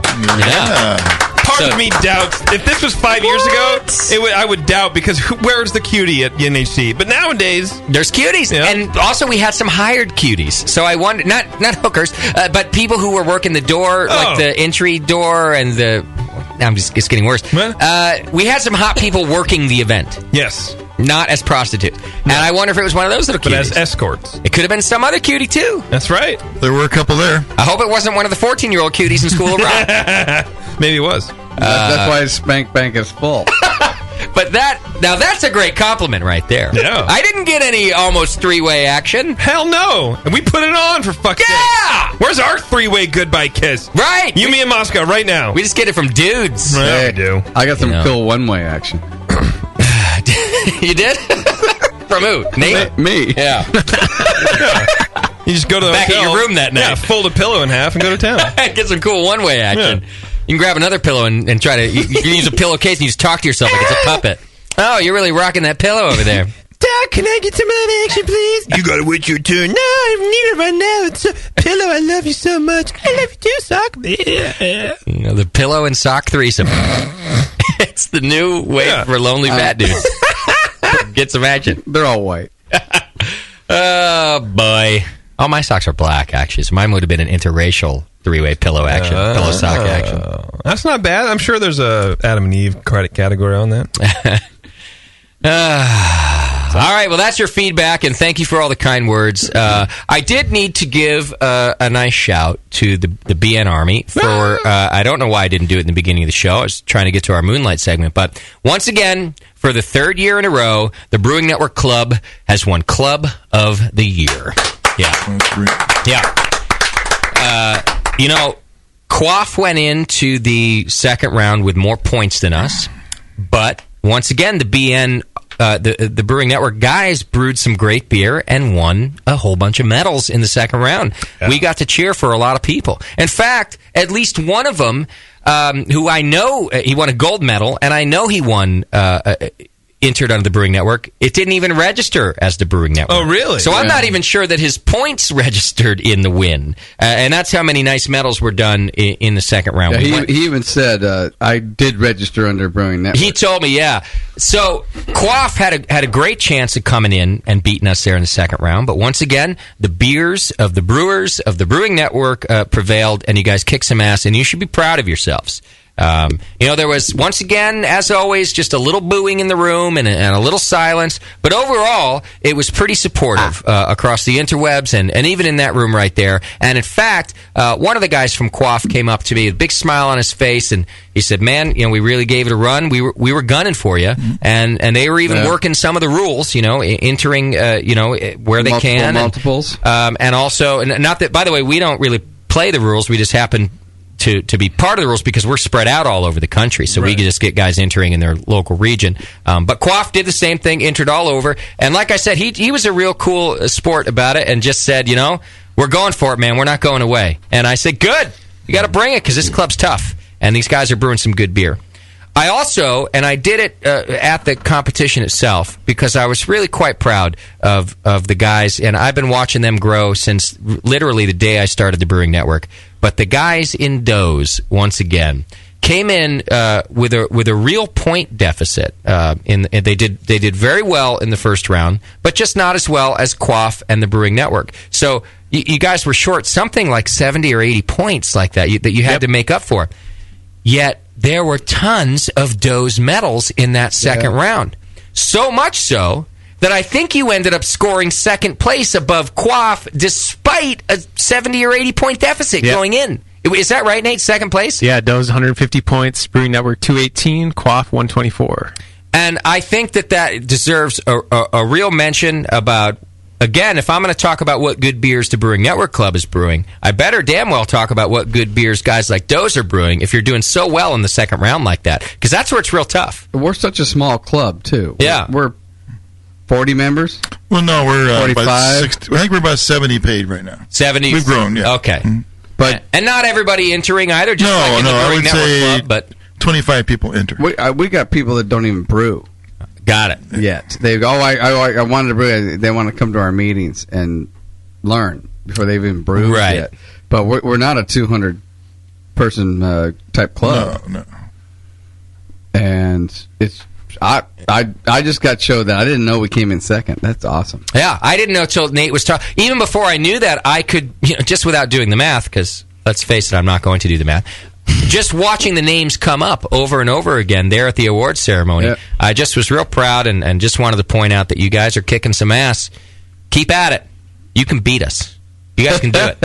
You guys are killing it. And you're brewing some great beer. I never know how the Gambrinus Award. I sort of know, and then I forget, and it's complicated. But I'm a little surprised you guys didn't get the Gambrinus Award. It must have been close with that one. Because I think that one is clubs under a certain level that's much lower than 60, 75, maybe 20 or less. But I see. I probably have it half wrong. I don't know. Quote me on that. I don't know what the threshold is on that. Yeah. Bevo, you just tell me about the phone, or you got something else for me? I was just going to comment on the beers. Yeah, go ahead. I agree with you. The Brewing Network beers. I went to club night and had some interesting beers from clubs. Yeah. One of which I'm certain was made with actual balls. But I didn't have a single bad one at our booth, and I really think that the guys deserve props. Yeah, I heard nothing but good about the BN booth. Yeah. Everybody. Real balls. So we had the Brewing Network Sweaty balls. club night booth just like everybody else, and brewers from all over the country showed up with beer to pour there, and they were awesome beer. So I definitely would challenge anybody who doesn't like the Brewing Network Club to taste our beers because they're not winning for nothing. And it was a proud moment for me, and I didn't feel the need to give any more explanations about us being a club or anything else. I think we're well established. So all I could do on that stage was say congratulations for doing what you guys did, and I'm doing it again now. Keep it up. Keep it up, boys. I do have a song was submitted about the Brewing Network Club from Sugar Valley Brewer. It's called 3 Years in a Row. And I wonder what it's about. Yeah, let's play it. Why not? Well, we really didn't want to. We didn't try that hard. They limited our entries to 12 per card. We limit our meetings each year to one. Have to be at the conference to take the trophy home. Yeah, we won it anyway, 3 years in a row. We're the homebrew champions, we stole the show. Never called out for entries, but still came in first. Gary made the announcement, it's the Brewing Network. It's a good old country song. We've always cheered the winners. Feel good. And other clubs won too. They are all the Brewing brothers. Hey, we don't write the rules. If another club had won it, that'd been okay. I'm just waiting for a line about titties. I want to hear something about your butt. I'm sure he's got some line in there about this. I don't know if we're going to get it. But there's always next year. Other clubs can say, surely then we'll beat them. Put them in their place. What makes it so hard now? And here's the cold hard fact. we've gotten our ass kicked by the no talent hacks. Yeah, we won it anyway. That's what everybody's so angry about. 3 years in a row. We're the idiots. We're the homebrew champions. Again, we stole the show. Never called out for entries. Still came in first. Gary made the announcement. It's the Brewing Network. There you go. Congratulations, Brewing Network. I had a guy interview me at club night from some magazine. Yeah. Oh, yeah. He comes in and he just starts grilling me with these clearly one-sided biased questions. They're all like, and when I would give him the answer, he would question me. And he said, "Hey, can I ask you a couple of questions about this club of the year?" He doesn't introduce himself as a journalist yet, and I go, "Yeah, go for it." And he asked a couple like, how big is the club? And I hear you guys are up to win again, and it goes on, and after a little while, he goes, "Okay, well, I'm a reporter, for I forget what magazine, and I'm just writing about it." Okay, cool. So he goes on, and he asks you things like, who started the club? You started the club, right? No, I didn't start the club. What? Really? You didn't start the club? And this is where I start to go. I was like, "You're a reporter." That's right. You asked me a question. I did not start the club. Well, who did? I don't know who did. You don't know who did? I don't know who started the club. Well, who does know? Well, I've never registered a club before, but I imagine that the AHA might know because you have to submit your club to them, and there's probably a representative. So the AHA knows who started the club. I think so. And it goes on like this for a while, and finally I'm like, listen, guy, I don't mind answering your questions. I don't have anything to hide. But for a journalist, you're awful one-sided. Why don't you just get to the point? I mean, would you like to tell me that we're not a real club or something? No. I just like to ask the tough questions. Over. And I'm just thinking, you don't like to ask the tough questions. You like to ask one-sided questions. Well, to him, and that's fine. Just let me know. To him, the tough question is questioning your response. That's the tough question. That's the tough question. Do you really want to let me know? Do you really want me to let you know? And finally, after being gracious for a while, I was just like, I gotta go, man. Ask me anything you want, but don't fuck with me. So, Justin, how do you feel about your dirty win? Yeah, like those were in the end, those were the questions. Yeah. And I was, it was odd. The magazine is GaryJohnson.blogspot. No, he said it was like I don't know. I don't want to quote who it was because I was half drunk and I don't remember. Magazine, you blog. receive your award. But like, there will listeners, be blood dripping from your hands. Yeah. How do you feel about that? Well, listeners, keep an eye out for it because I'm very curious at how he spins my answers. Clearly there was an agenda. He was very agitated in answering my hard-hitting, journalistic, integrity-filled questions. But I got to the hard answers, listeners and readers. And really, club night is the best time for you to find a place to time to do an interview. That place is a train wreck. It was a train wreck, and like he didn't even pull out his pad of paper till like halfway through. I'm telling you, the whole thing was based on. And I don't mind that, but you don't fuck with me. Don't lie to me about it. Do you think he was really a journalist and maybe just not another guy from a club trying to figure out? He had a pen and a notepad halfway through. That makes him a journalist. He was like like that Joker with the camera.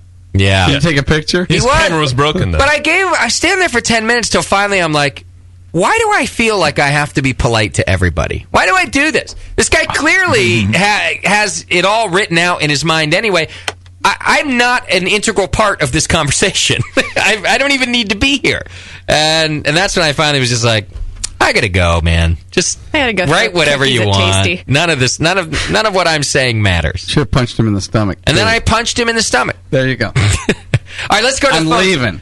Todd wants to ask about Dr. Homebrew. Oh. Todd. Bebo says he also might be drunk. Todd, what's happening? Might be. Well, I might be drunk because I've been drinking New Belgium rampant since, I don't know, lunchtime. What kind of beer is that? I've never had it. The rampant kind? Double IPA? The rampant kind. It's a double IPA from New Belgium. Okay. It's fantastic. All right. I'll look out for it. If you get a nice sack of hops from Nico Brew, rip open the bag, that's what it tastes like. All right. Not bad. All right, Todd, you got a question? Well, I just just wanted to say it. You know, Dr. Homebrew is one of the best shows that's coming on the BN, and I'm looking forward to sending in some beers. Great. My local club did a 5-barrel batch of Southern English Brown, and we split it between about 30 people. I've got 2 fermenters going, one with Edinburgh yeast and one with Nottingham yeast, and looking forward to getting on the Dr. Homebrew sometime in August. All right. I'm sure if that's okay with JP. JP, is that all right with you? Yeah, it's totally fine with me. Send your info to JP at thebrewingnetwork.com. He'll get you on the show. They need beer, so. The Dr. Homebrew. We're actually booking out through October right now. Great. Yeah. Keep booking it. All right. Thank you for the call, Todd. Thanks. So, JP, did you get your degree from University of Phoenix? Doctor Homebrew. Doctor? It's not me. I'm not Dr. Homebrew. Who is? It's the collective. Did you all get your degrees from the University of Phoenix? Yes. Yeah. Well, 2 of us from IT Tech, but I don't want to talk about but one of us, Healed institution. And Wyotech. One of them, and one from Wyotech. Yeah. He just works on the car. It has that UCLA, USC, air to it. Right. Healed in Wyotech. The rivalry? Yeah. Okay. Thanks for clarifying my idea. Because I didn't. It's okay. Yeah. Thank you. I also got a song from Sugar Valley Brewer about Drunk of the Week. And by the way, all of the well, it's interesting. Most of the comments I got at NHC about Drunk of the Week agreed that the segment has jumped the shark and that it should go away. Yeah. The comments to the contrary were comments that actually mirrored what I said, which were, you can't get rid of Drunk of the Week. Why don't you just continue to take drunk calls, and if anybody's really drunk and funny, then they could be Drunk of the Week. Thanks for listening. In which I said, that is a great idea. Wow. Why didn't I think of that?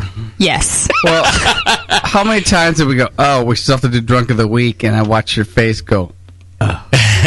And that's what a lot of the comments were like. They're like, we can hear in your voice. But also they were like, it's not just you guys. It's painful for us too. So once again, the official Drunk of the Week contest, where we do it at the end of every show and we wait for people to call in drunk, has been eliminated from the program. Yeah, that's right.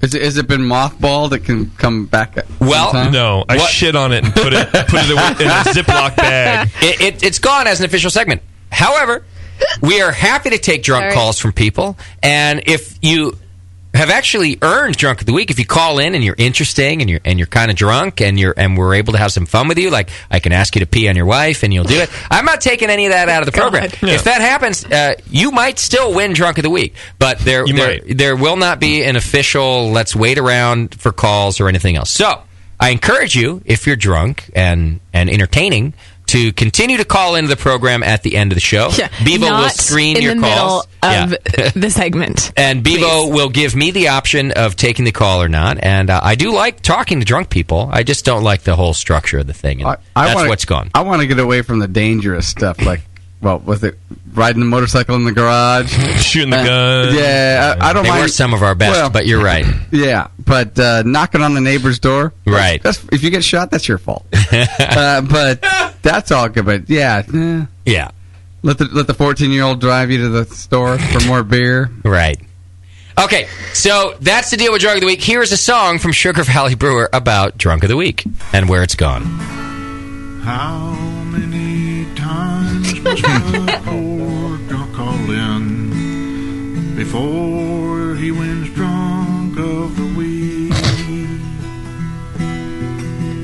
The old Steve-O have no liver left. Now their chances are gone up the creek. The answer, my friend, Got a tear in my eye. it's too fucking late. Justin's canceled the segment. The answer is it's too fucking late.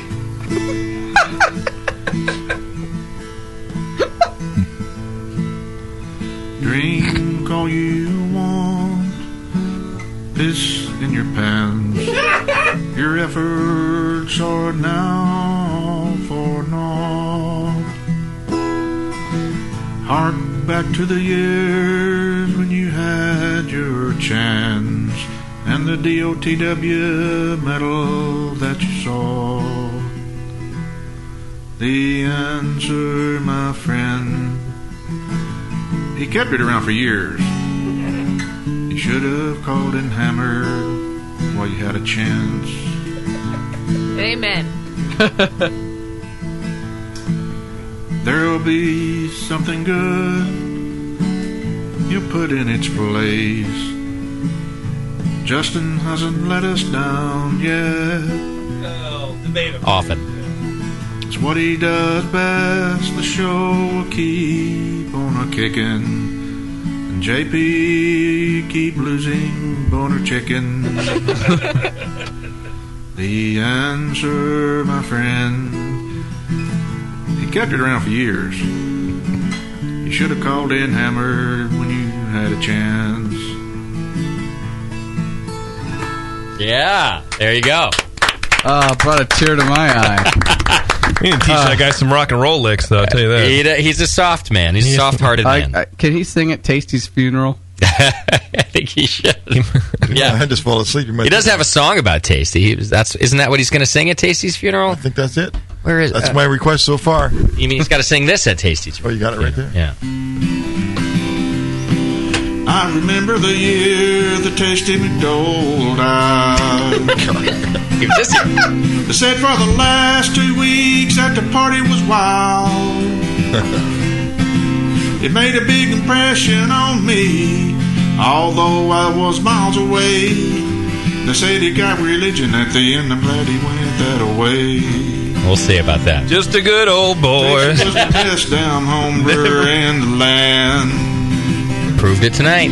He taught us how to brew Johnny's Brown and do them one-night stands. I often wondered why Tasty, a beer expert brewing machine, never took his brew stand and brewed his beer commercially. Anyway, so there's already a song for the funeral. There you go. Yeah. all you got to do is die.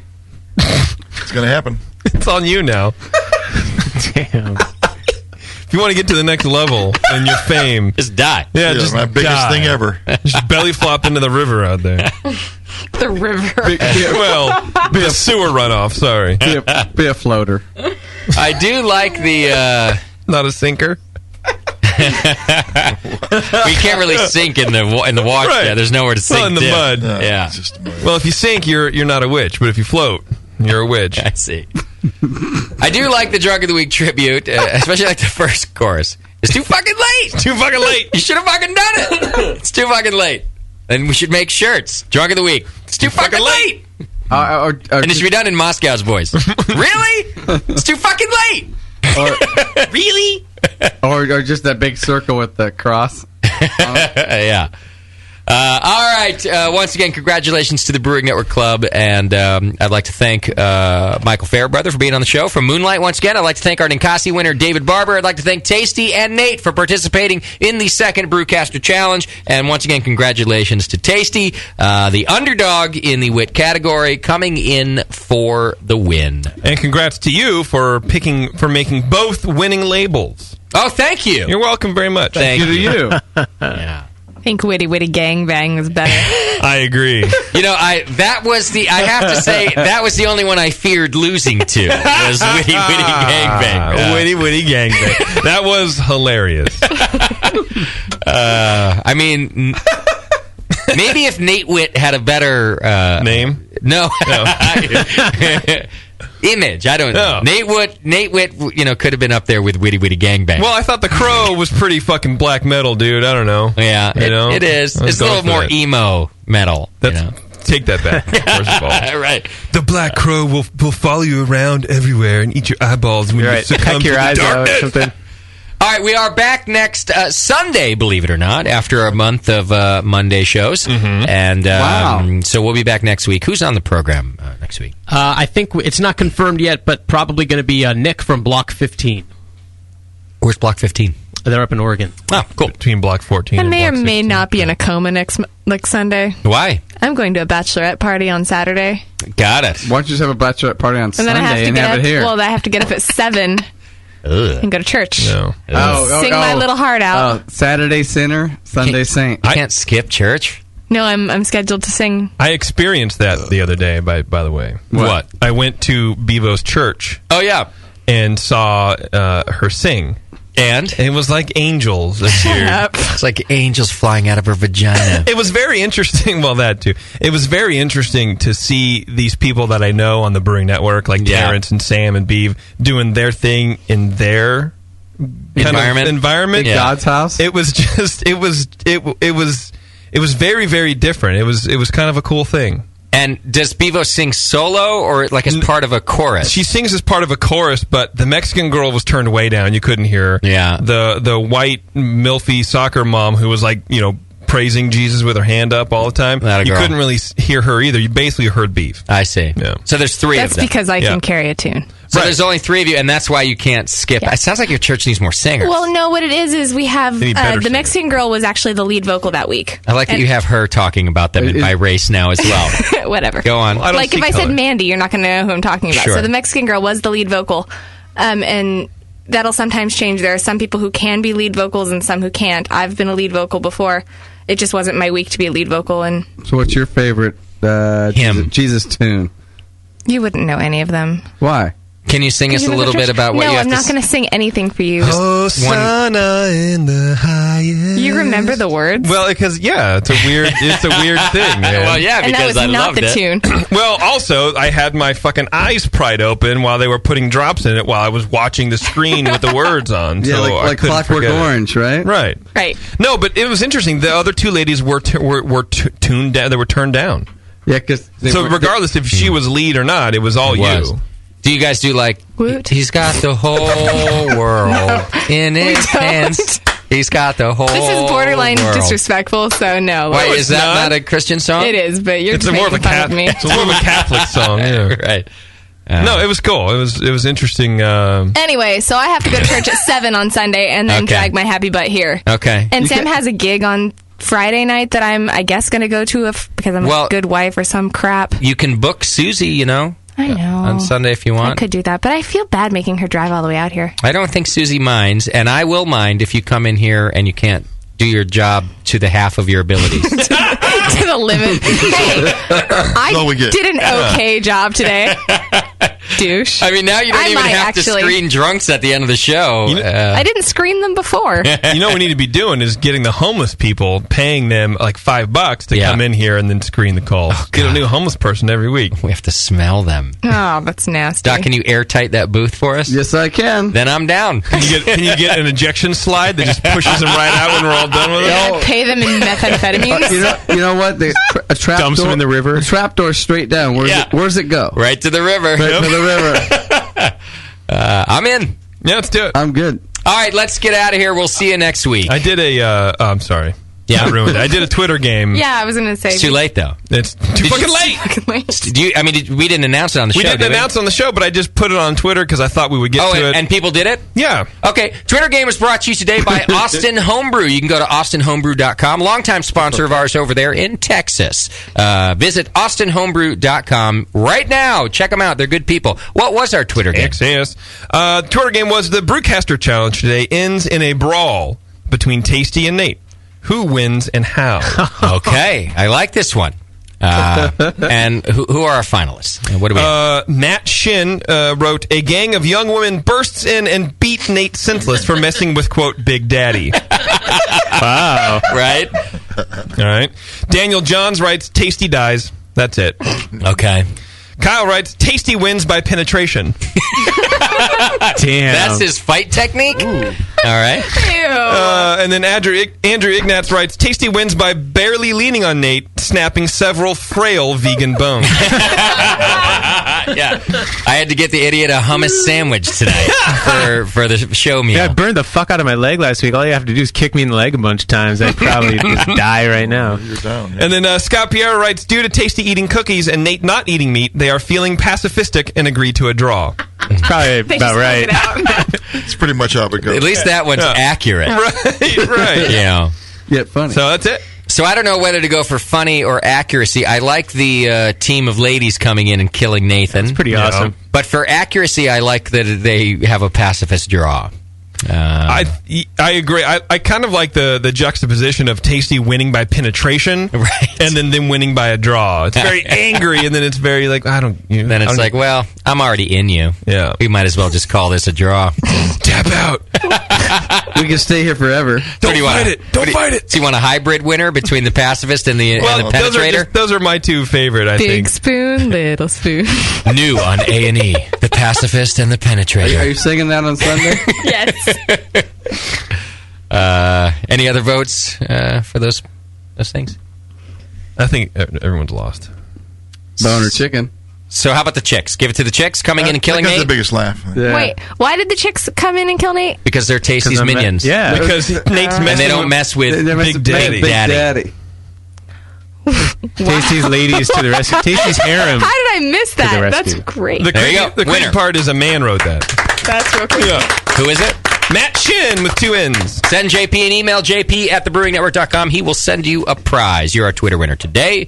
Is that it? I hope so. I think that's it. Wait. We have to still have to do Drunk of the Week. No, we don't. Oh, this is great. Too fucking late. Oh, it's too fucking late. On that note, goodbye. Thank you to our show sponsor, More Beer. You can get absolutely everything you need to make great beer at home by going to morebeer.com. Learn to hate all things in 12 simple steps. Just follow Major Jip on Twitter. Scott is there as well if he's not counting his money by candlelight. Follow him at Moscow Paints.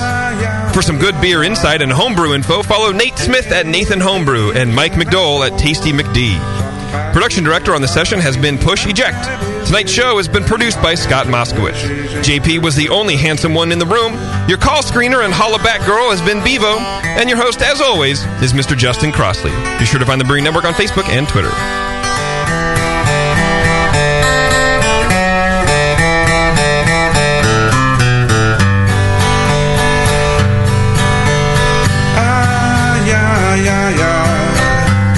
JP's an asshole. Justin's a nice guy and when